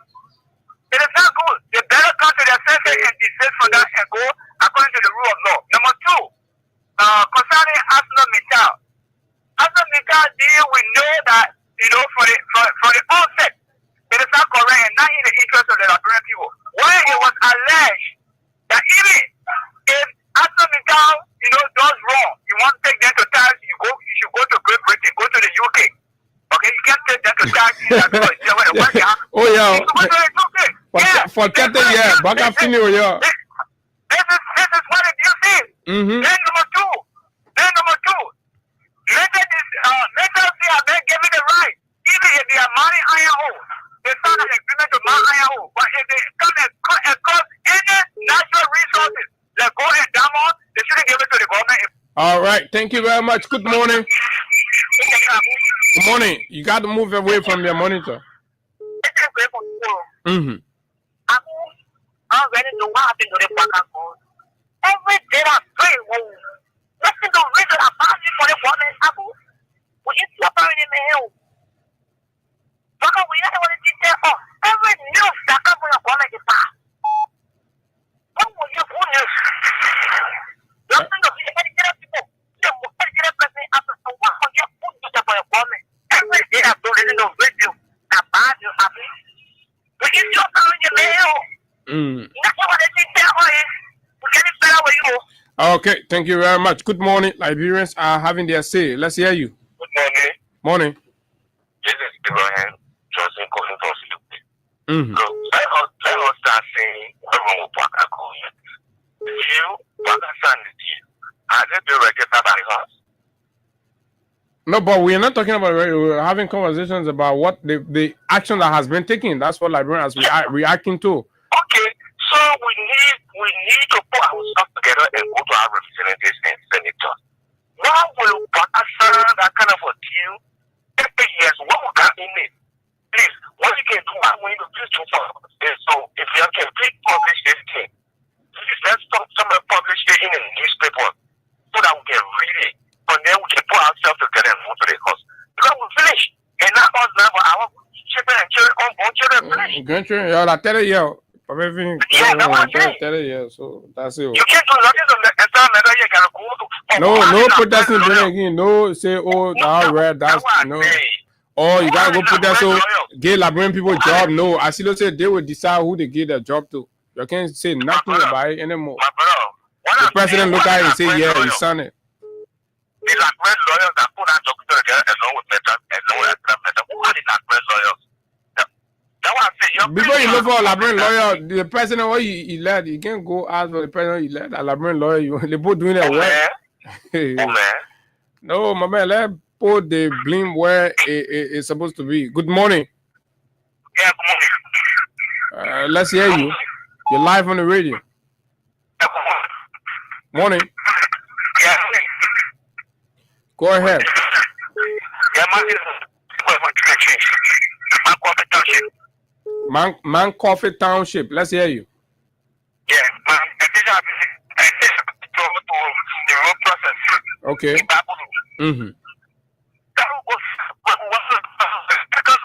Township is very I'm living to this side, that's where you're living, right? Yeah, no good road. That is Monserrado. Before you even go into Gbapolo, you want to talk about Monserrado Fair. That's the Bible out of the show. But Bible is fine for here. But right Monserrado now have no good road.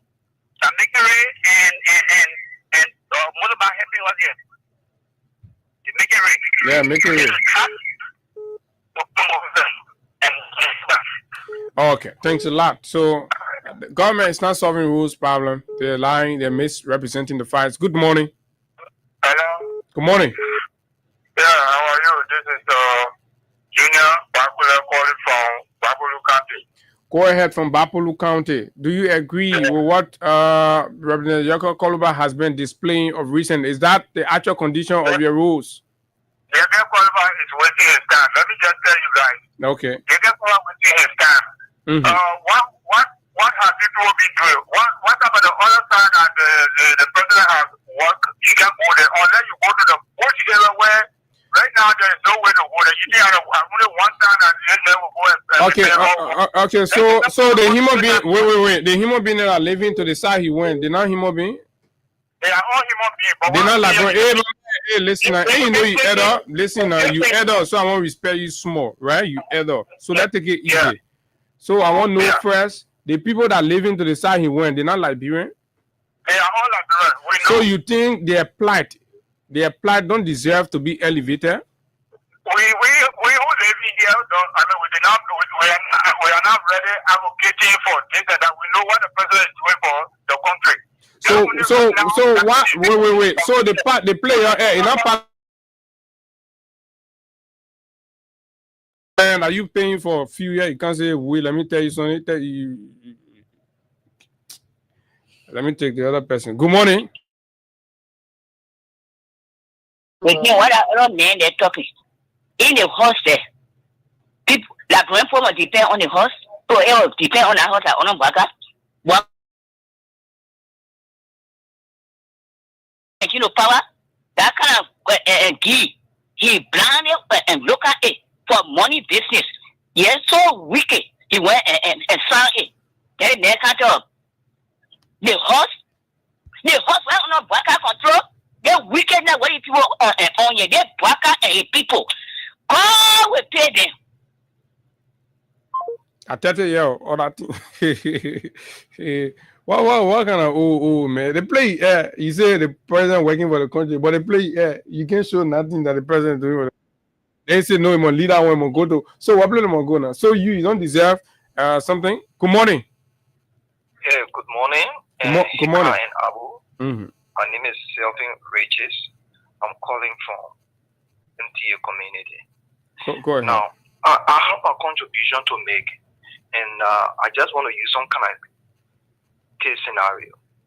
I did a project for a group called some Burkinabes. They wanted to lease my family, but then I'm talking in respect to the agreement that the government of Liberia signing with Accelerator. Yeah. So that ain't Grangy there? Yeah, in Grangy there.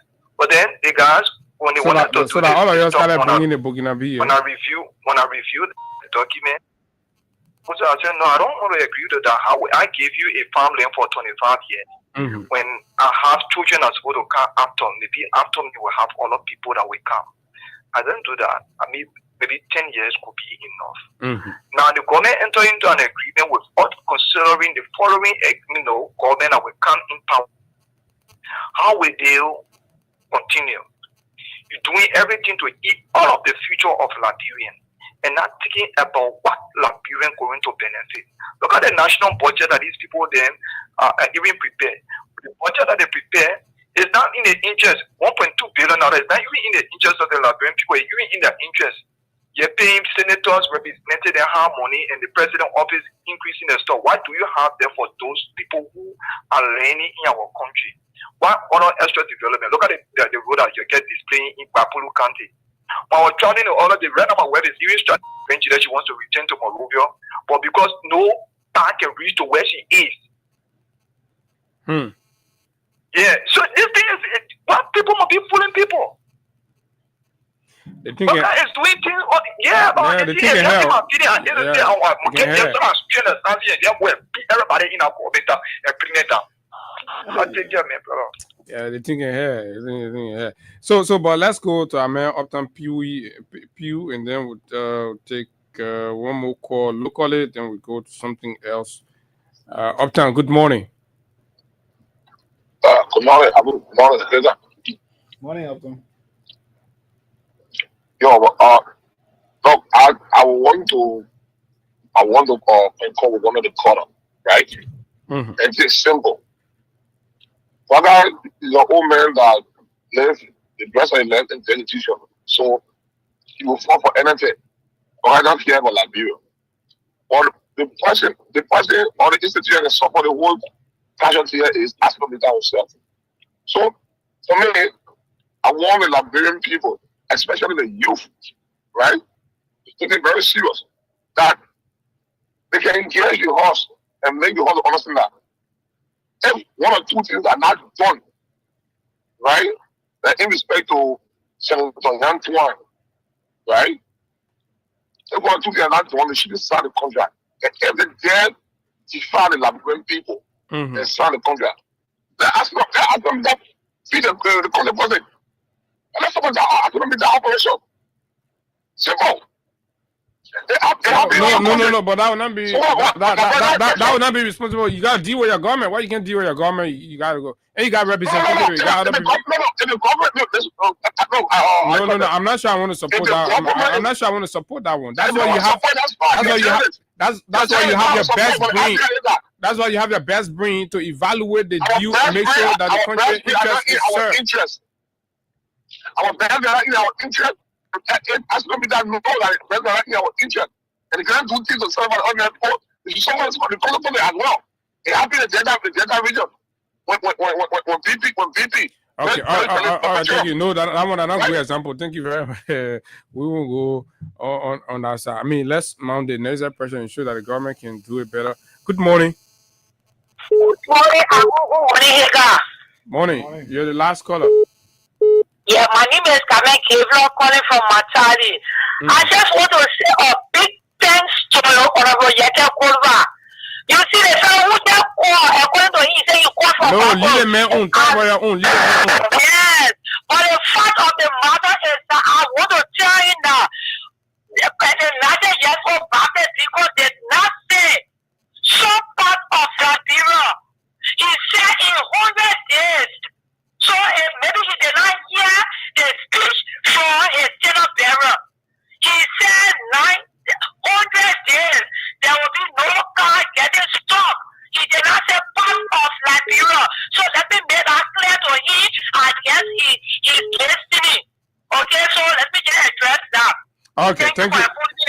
Thank you very much. She came to make flowers. She said she won't tell her own that the man own she won't tell about. Good morning. How are you doing, Ega? Yeah, we are good.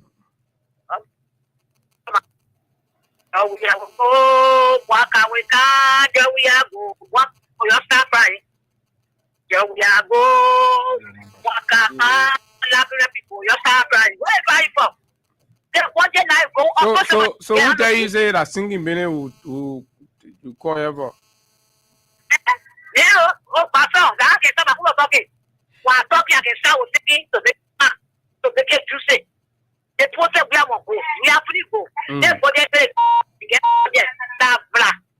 So that's the salary today. So when I get in a place, when I only one papa more, the price, this is where you get 2.2 billion. Yes, uniform capua in this country. No, wait. That what kind of war you use down there? Like Grebo or that coup? That's speaking, bro. Uniform capua. You know what I want me? No, why me? Hold on, I'm batting me. Okay, yeah, forget it. All right, forget it. All right, thank you. That only global know what you say. Thank you very much. So let's hold it there. And folks, all the things we are talking for the guy that called from Bapolu, right? The country own the problem. The man say he agree. The man do nothing for them. They buy, they understand, but do it on the other side, even though it's not even on the other side, right? But now let's see what the president is doing for himself. What latest revelation has come. So yesterday we promised we were going to talk about the FOIA project and what we gathered or from other sources. And of course, this is thanks to Lina Dudu of the Liberian Investigator. So it's up there, right? We're getting report that there are Turkish behind the secret presidential villa in FOIA. And the details is troubling, right? The details are very troubling. There's a Turkish business interest with emerging stakes in Liberia's mining sector. Say Turkish business interest with emerging stake in Liberia mining sector.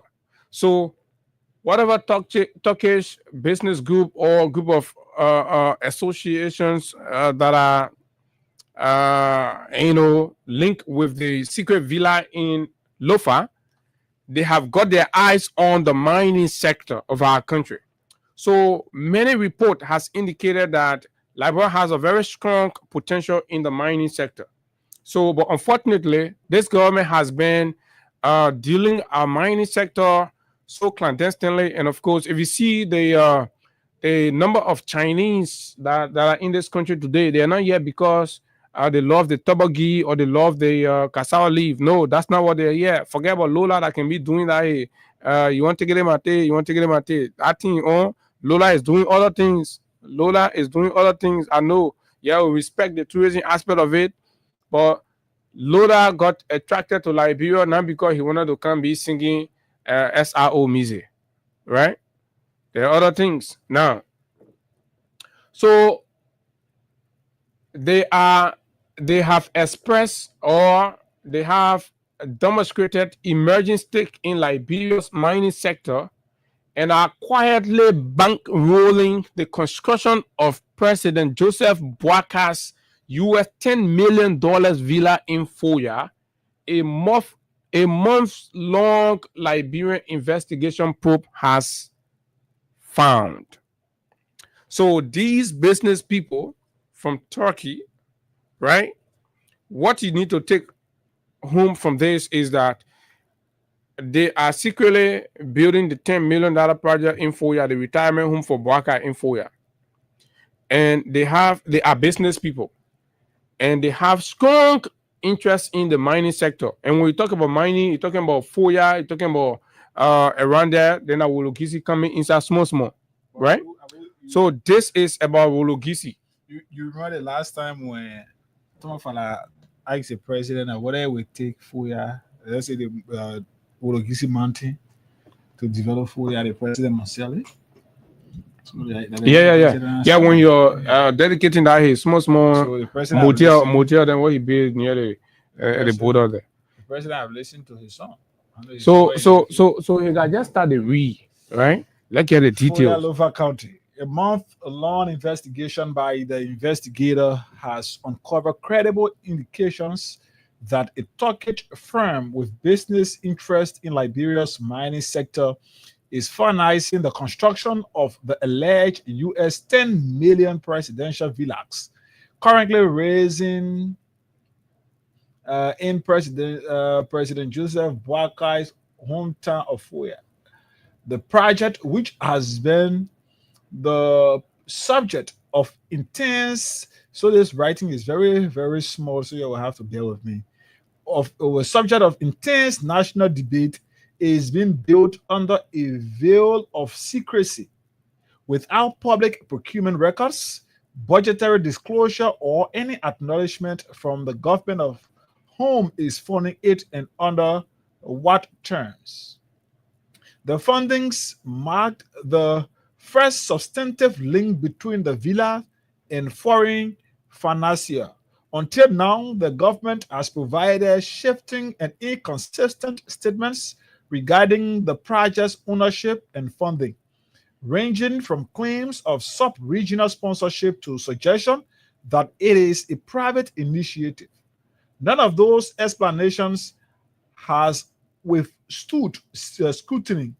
The Mano River Union once named as a funding source by Daniel Sano, Deputy Minister for Public Affairs at the Ministry of Information, Culture, and Tourism of MICAT, has entirely disallowed or disavowed involvement.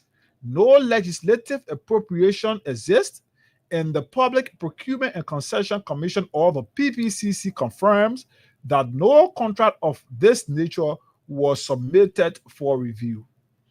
Yet, construction continued rapidly, expensively, and under unusual tight security.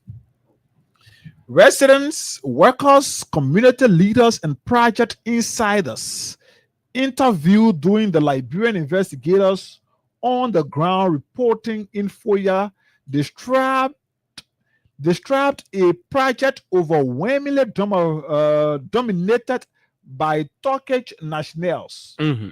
They oversee the architectural, engineering, materials, logistics, and site security. Just hold on 1 minute. So what did the investigation uncovered? That the underground reporting there in Foya, right, described a project overwhelmingly dominated by Turkish national. Remember, the president, when he used the private jet to Lufa the other time, it was the Turkish B Mountain or BM Mountain or whatever that gave him the private jet to go Lufa. So while the owner in that private jet, who knows? Probably they were discussing Ulugisi. It's okay in order for us to do Ulugisi, Foya that are on a country there. We the Kisi people that Foya that Kisi do that Kwendu. So I won't be the president of the Foya people, the Kisidu, Kwendu, and Foya. So I'll get a bigger mansion in that region. So it was over that one an issue. So people on the construction scene are dominated. They're even more Turkish than Liberian citizens there. How Turkish people just jump and enter our foreign and start paying $10 million mansion over there. Our executive mansion, the minister of state currently say, I know nothing about it. My hand inside. Just want you to go play high in somewhere. They still then you can't ask who did it and say, me, my hand inside. But as me, man, I know that boy. Go ahead, Higa. Okay. You're right to where they oversee the architecture, engineering, materials, logistics, and building materials. According to multiple eyewitnesses' accounts, arrived from Turkey in night convoys. No, you've jumped. I jumped somewhere. Right. Okay, they oversee the architectural, engineering, materials, logistics, and site security, building materials. According to multiple, I think it's an error from the. Yeah. So that error, there's a little typo, right? So building materials can arrive on the site overnight, and I think we've said this here before. I told you that they transport these things overnight, right? With huge EPS security guards. The first time we ever spoke about this was what we said right on this radio. That overnight the container will line up. There will be EPS in front, EPS behind, EPS on the side, and they will move straight to Foya. They will carry them when they reach. They will park, and then they will enter in the forest. And the Turkish people, they will go there. They will carry the thing. Go ahead, Figa. The secrecy has deepened public suspicion, and our reporting now confirm that the Turkish builders involved are linked to companies with strong commercial interest in Liberia's untapped mineral deposits. A project launched in silence. That's the headline for this. So construction of the presidential villas began weeks after President Boakai's inauguration. Those supporters of the president in Foya praised it as long overdue recognition for a region they say has been historically marginalized. The manner and speed of the project's execution have raised questions nationwide.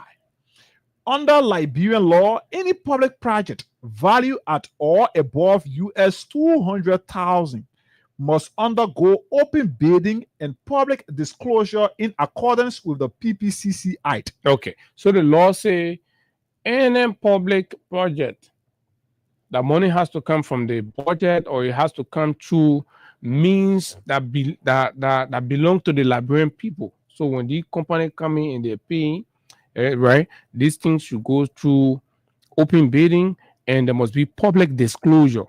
You can't hide it. Once it's above 200,000, that's what the law says. But in the case of the Foya project, absolutely not. Akuku Jumuku. Go ahead. Okay, this is okay. There is no new record that this procedure was followed. This procedure was followed. No bidding notice was published. No ministry has claimed budget responsibility. No donor nation has taken credit. No grant agreement has been announced. No loan has been ratified. The Ministry of Finance and Development Planning has provided no accounting reference to justify such spending. The lack of transparency stands in stark contrast to the president's cultivated reputation as a champion of accountability, one that has long been referred to by political supporters as Honesty Joe. Inside accounts, inside accounts from Fuya. Honest man. Honest man. No, to understand the nature of the project and its management, the Liberian investigator traveled to Fuya, far from the political messaging wars in Monrovia. There's information. Their information flow more freely. Residents, though cautious, were aware of the project's significance and secrecy. Many confirmed patterns match the emerging financing narrative. Politics aside, we all want the truth, said a senior local government official in Fuya who spoke only on condition of anonymity. The president is known to be an honest man, but those advising him in this matter did not offer him good advice. And this is the one that can really piss me off. You look at a grandpa and say he lacks the capacity to make decisions for himself. He lacks the capacity to take ownership of his honesty. And that his honesty is subjected to the whims of his grandchildren or his children's peer. Right? And then you come, you say, but yet he's an honest man. But the problem with his honesty is that the people who are advising him. So who, approved these advisors? An honest man is supposed to surrender himself with honest advisors, right? But a crooked man will surround himself with crooked advisors so that when they make crooked decision, then you say, oh, me an honest man, but I'm an advisor. No, that's not true. Everything that happens is the president knows about this. Nobody advised him. This was the president's switch. The president, everything about the project in Fuya is the president. I challenge anybody, and this is the fact. So we're not going to sit down here and somebody be scapegoating and mesmerizing and saying, oh, what is honesty? So what kind of vague honesty this president carry that nobody sees? And his surrounding, everything is covered with shady and, of course, clandestine arrangements. This is the very honest man that sat in a ministerial meeting and announced that a good friend of his was bringing 285 pieces of yellow machine to this country. It backfired. He lied. It backfired. Not knowing they were making payments and all of that. But he said the men were bringing a free gentleman agreement. What did it turn out to be? A mirage. But yet somebody sitting somewhere believe that this man is an honest old man. So what is the definition of Boaka's honesty? Right? Different from other people. Right? So what is the definition of other people? What is the definition of honesty in this regard to what we all know honesty to be? Right? So you can't do that. You can't window dress it. Honesty has one meaning, and it has to be demonstrated. You can't say when the thing go wrong, you say, oh, the Papa honest, but that the people that work can advise him. But who hired the people to be advising him? According to so since I want to continue, okay.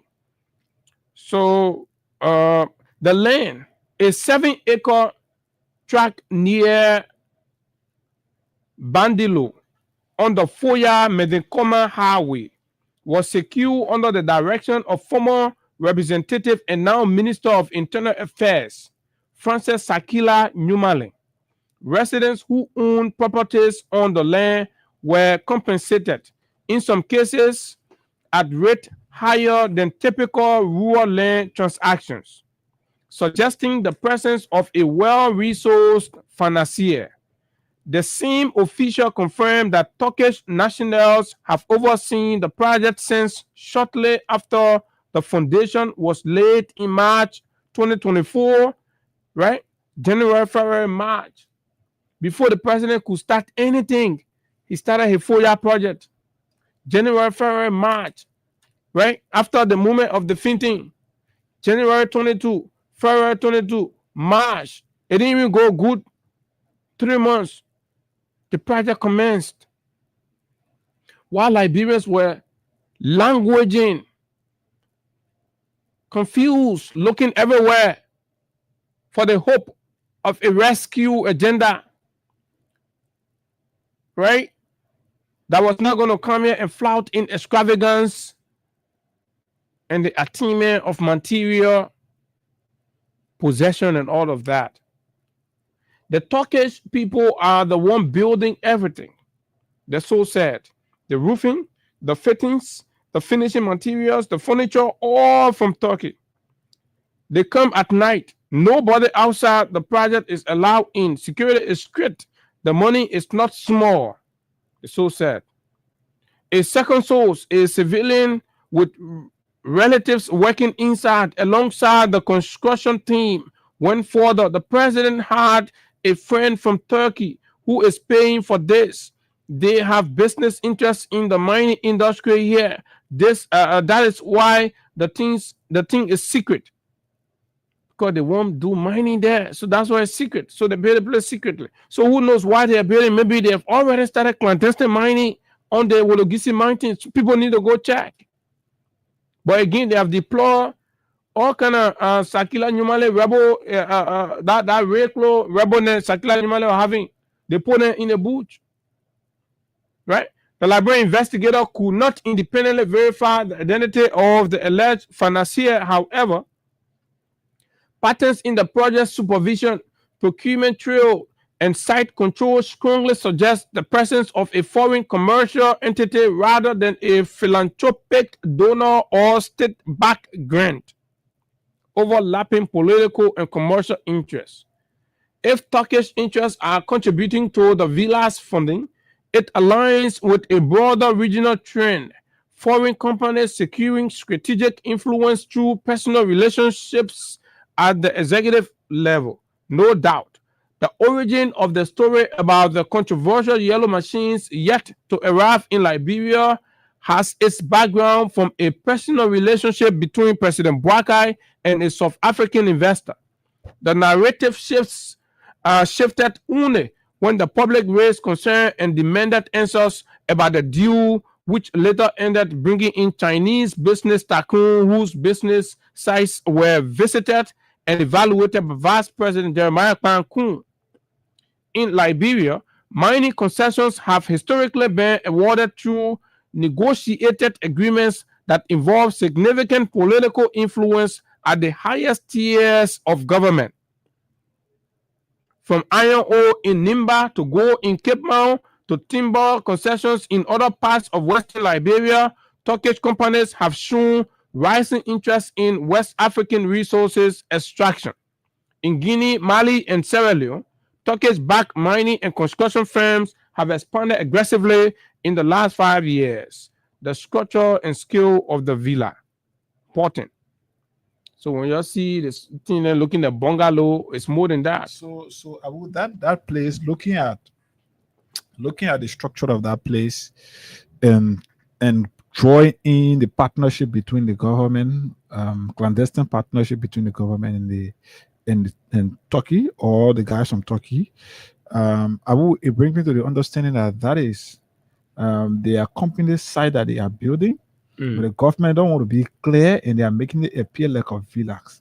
But it could become a company side that the guys would be residing to exploit the country's resources. No, that may not necessarily be the case, because you can't go ahead to build a company site for a company who has not even begun process of something. That the president is involved. So, yeah, so basically, what they're doing, the possibility of fast tracking every agreement with those people, Abu, don't underscore that. No, all evidence point to the fact that this is a retirement home that's been constructed and the manner in which it's being built. That's why you read the portion on the structure and scale of the villa. The presidential villa is not a single structure, but a full-scale residential compound. Photographic evidence and visual confirmation from multiple vantage points show no less than 9 separate sleeping quarters. 5 of those buildings contain 4 bedrooms each, while 4 contain 3 bedrooms each. A separate structure, large and more architecturally pronounced, is designed to host a conference hall reportedly capable of hosting between 200 to 500 people, an unusual capacity for a rural presidential lodge in a remote district. The compound also features a granite landing pad suitable for helicopters or short-range aircraft. The presidential inner cycle. The project is coordinated from the presidency through senior project manager Joe Morba, who serves as the central link between the office of the president and the Turkish construction team. Minister Francis Akila Numale reportedly provides local oversight and progress briefings to the president. Multiple residents stated that President Bouakar's son, Joseph Bouakar Jr., is frequently present at the site when in FOIA. While his involvement does not necessarily indicate impropriety, it underscores the project's personal significance to the president's family. There we can hold it. So this is where we are. So this latest revelation is linking, because if this was from the budget, if the money was coming from the budget, like Kula said, right? Do I have that Kula? I think I have that Kula video here. Which one? Where she said the project is a presidential project. There was a not MICAT, but rather an executive action briefing where Kula Fofana spoke at, and then she was asked, okay, it's right here. Right, so listen to Kula.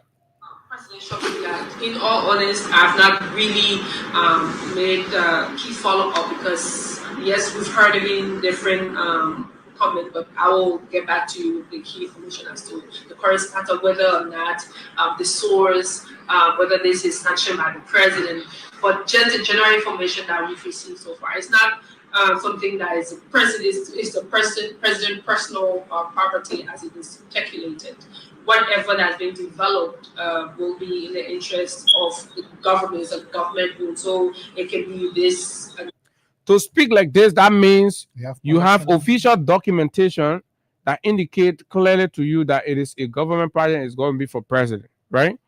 The report clearly state that there are no trace by any means, whether that grant, whether that donor funding, whether that budgetary support, whether that concessional grant or whatever, there is no trace. So on what basis? You see, Kula has to be careful on how she tells lie about these things, right?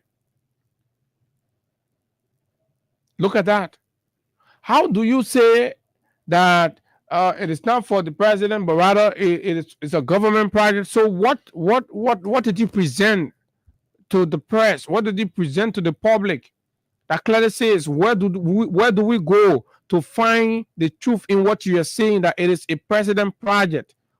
How do we run a country in such a sinister, clandestine manner?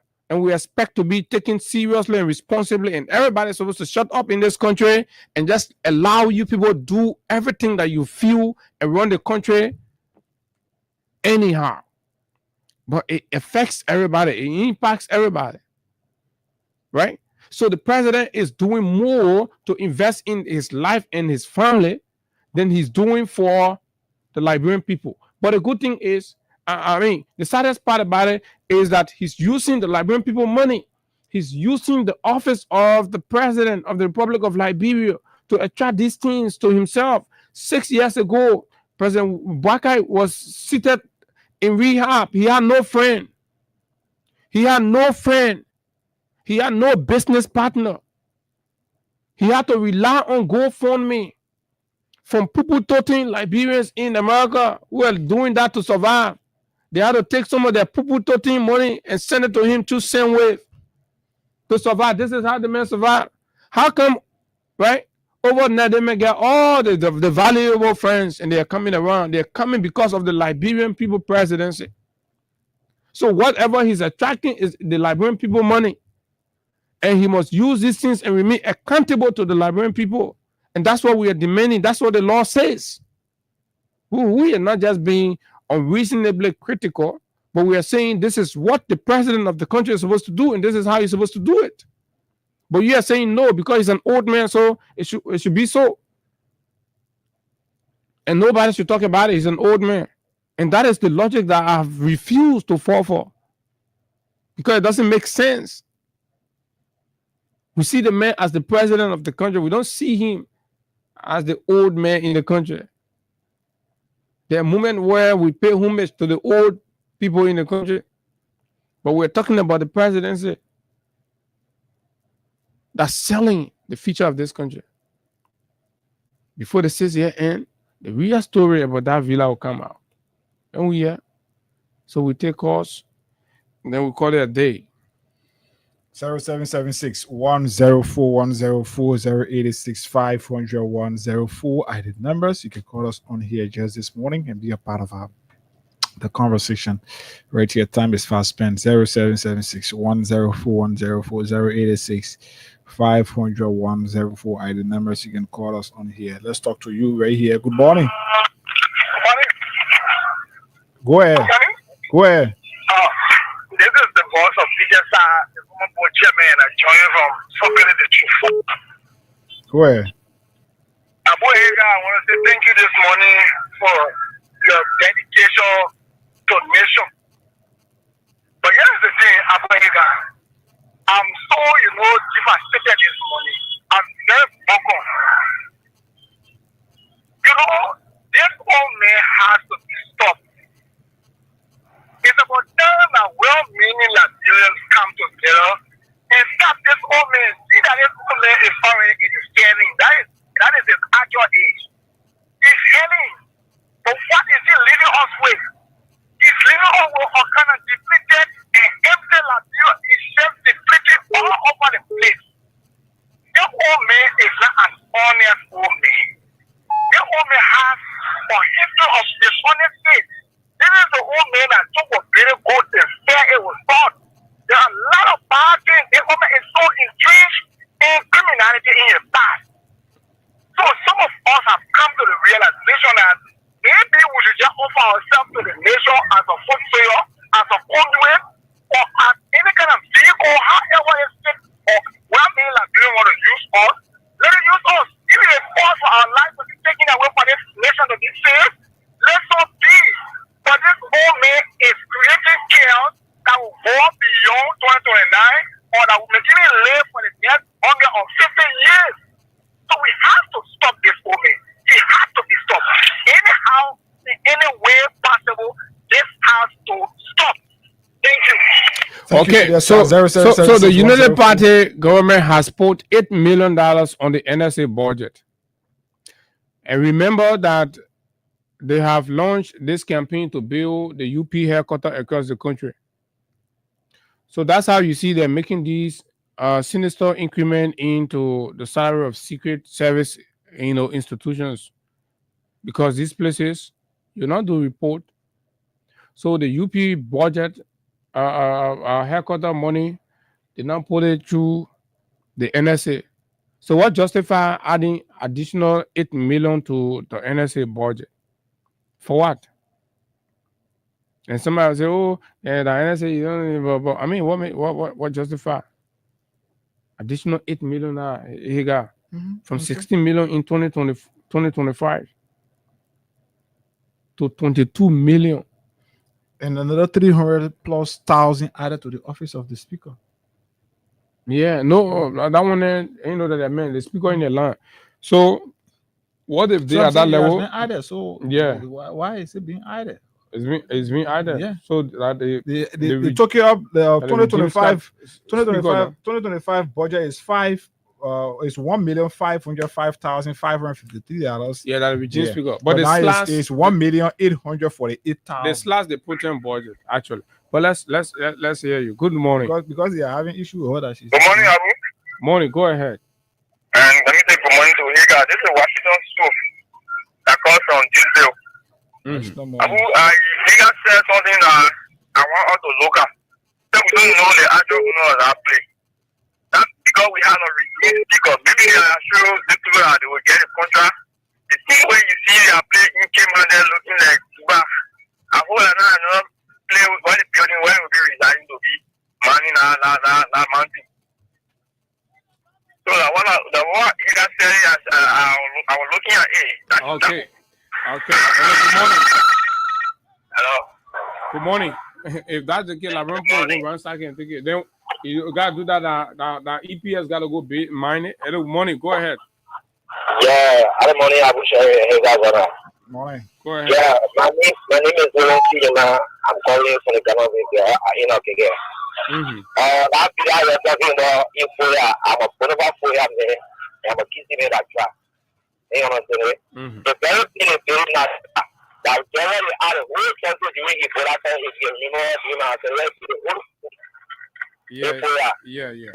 that I spot before when and even people that only because of of the weather power they put it in move on that side of money again and out even that you know now. No, they say they pay the people good money in the moon every day. The money pay the people some good company.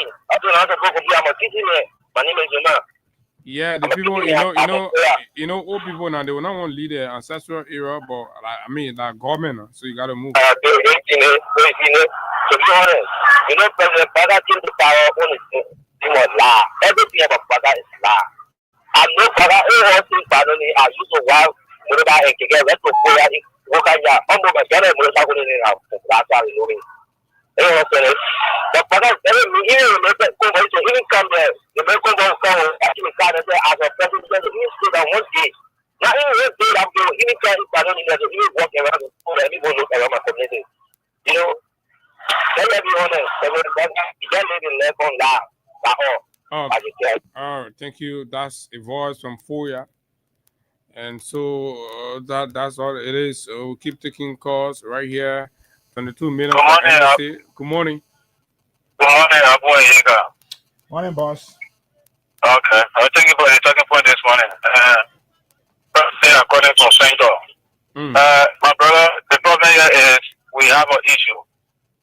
Labro is drowning on a daily basis. We would not be surprised. The owner already he live on loan for the past 6 years. From loan now, that's a 12 years from loan, they make him on board. So you gotta pay a loan fee, right? So shouldn't be surprised. The owner will not tell you. No, that loan benefit, forget it. All the people that are in the bank helping with the loan, the men are appoint all of them. The other men go at Central Bank, man. The other men go to Lipteco. The men out to LBDR, the men get where to Lipteco, the men out to RB Bank, the men going to Central Bank. So the men settle that loan already. Okay, so for his settle, he got to get balance for himself. So this one, he paying $10 million home for himself. Because the woman, he know that anytime he can go. And I'm definitely sorry for the other followers who still have age in their favor to work for themselves tomorrow. That will be, something people can recognize them. But they show their own birth, right? Because of Boakai. Thank you, brother.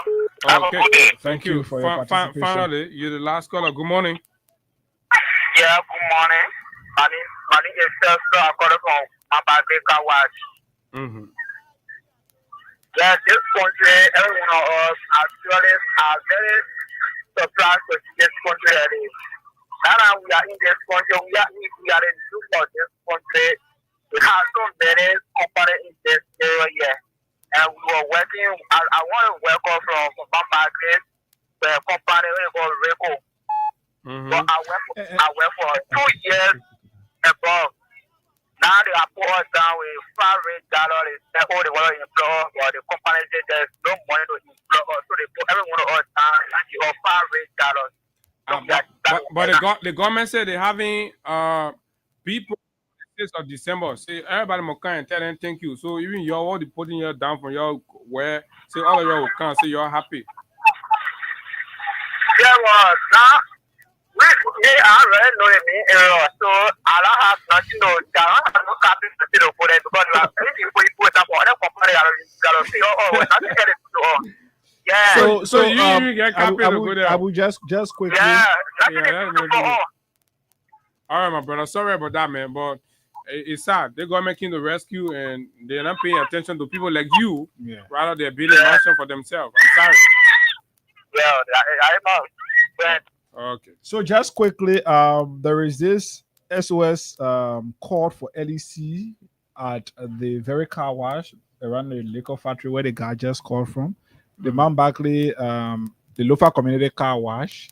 There is a SOS call that there is information coming from there that one of the LEC poles there got broken. In fact, but it did not fall, but it's hanging over the house, and it's the not the real high tension line, but the double phase line. Yeah, so the residents there said they've been making efforts to ensure that LEC can go there and ensure safety over there, but nothing has been done. So we hope that LEC can at least move in fast to be able to curtail whatever potential danger it may be to the life of citizens there. Around the Lofa community car wash there, we are told that there is a pole that broken is hanging. You have to please make some intervention just quickly. Okay, so that's exactly what it is. And fellow Liberians, we have to go home because, time is fast spent. And but this is it. Many thanks to all of you, those of you that call, for those of you that keep dropping your contribution to our Facebook and YouTube channels and other medium. We want to say thank you for being our backbone. Trust that we're going to be here tomorrow, and of course, we're going to be here. It promises to be very, very intriguing. So our friend came, but we'll take him tomorrow. Right, the lead organizer for this year's Broadcasters Liberal Broadcasters Award, right? Okay. So they have rolled out this program or this initiative to recognize the services and contributions of broadcasters, to be particular. So on tomorrow, we'll speak to them and hear some of the details of what it is and exactly how the program and the event is going to go like. And please tell them to take Marilyn from Spoon FM. They go put Marilyn on Spoon FM. Oh, okay. So I'm sure they're going to correct that. Yeah. So you also hear Freedom. I think there are a lot of the Freedom shows. Money Ras is there. Yeah, it's there. And so on tomorrow, Ricky Jipro, Elias, DJ Asaboy will be right here, and then we'll have conversation about these and others. Until we see you tomorrow, do have yourself a wonderful time from the nation's capital. Bye-bye.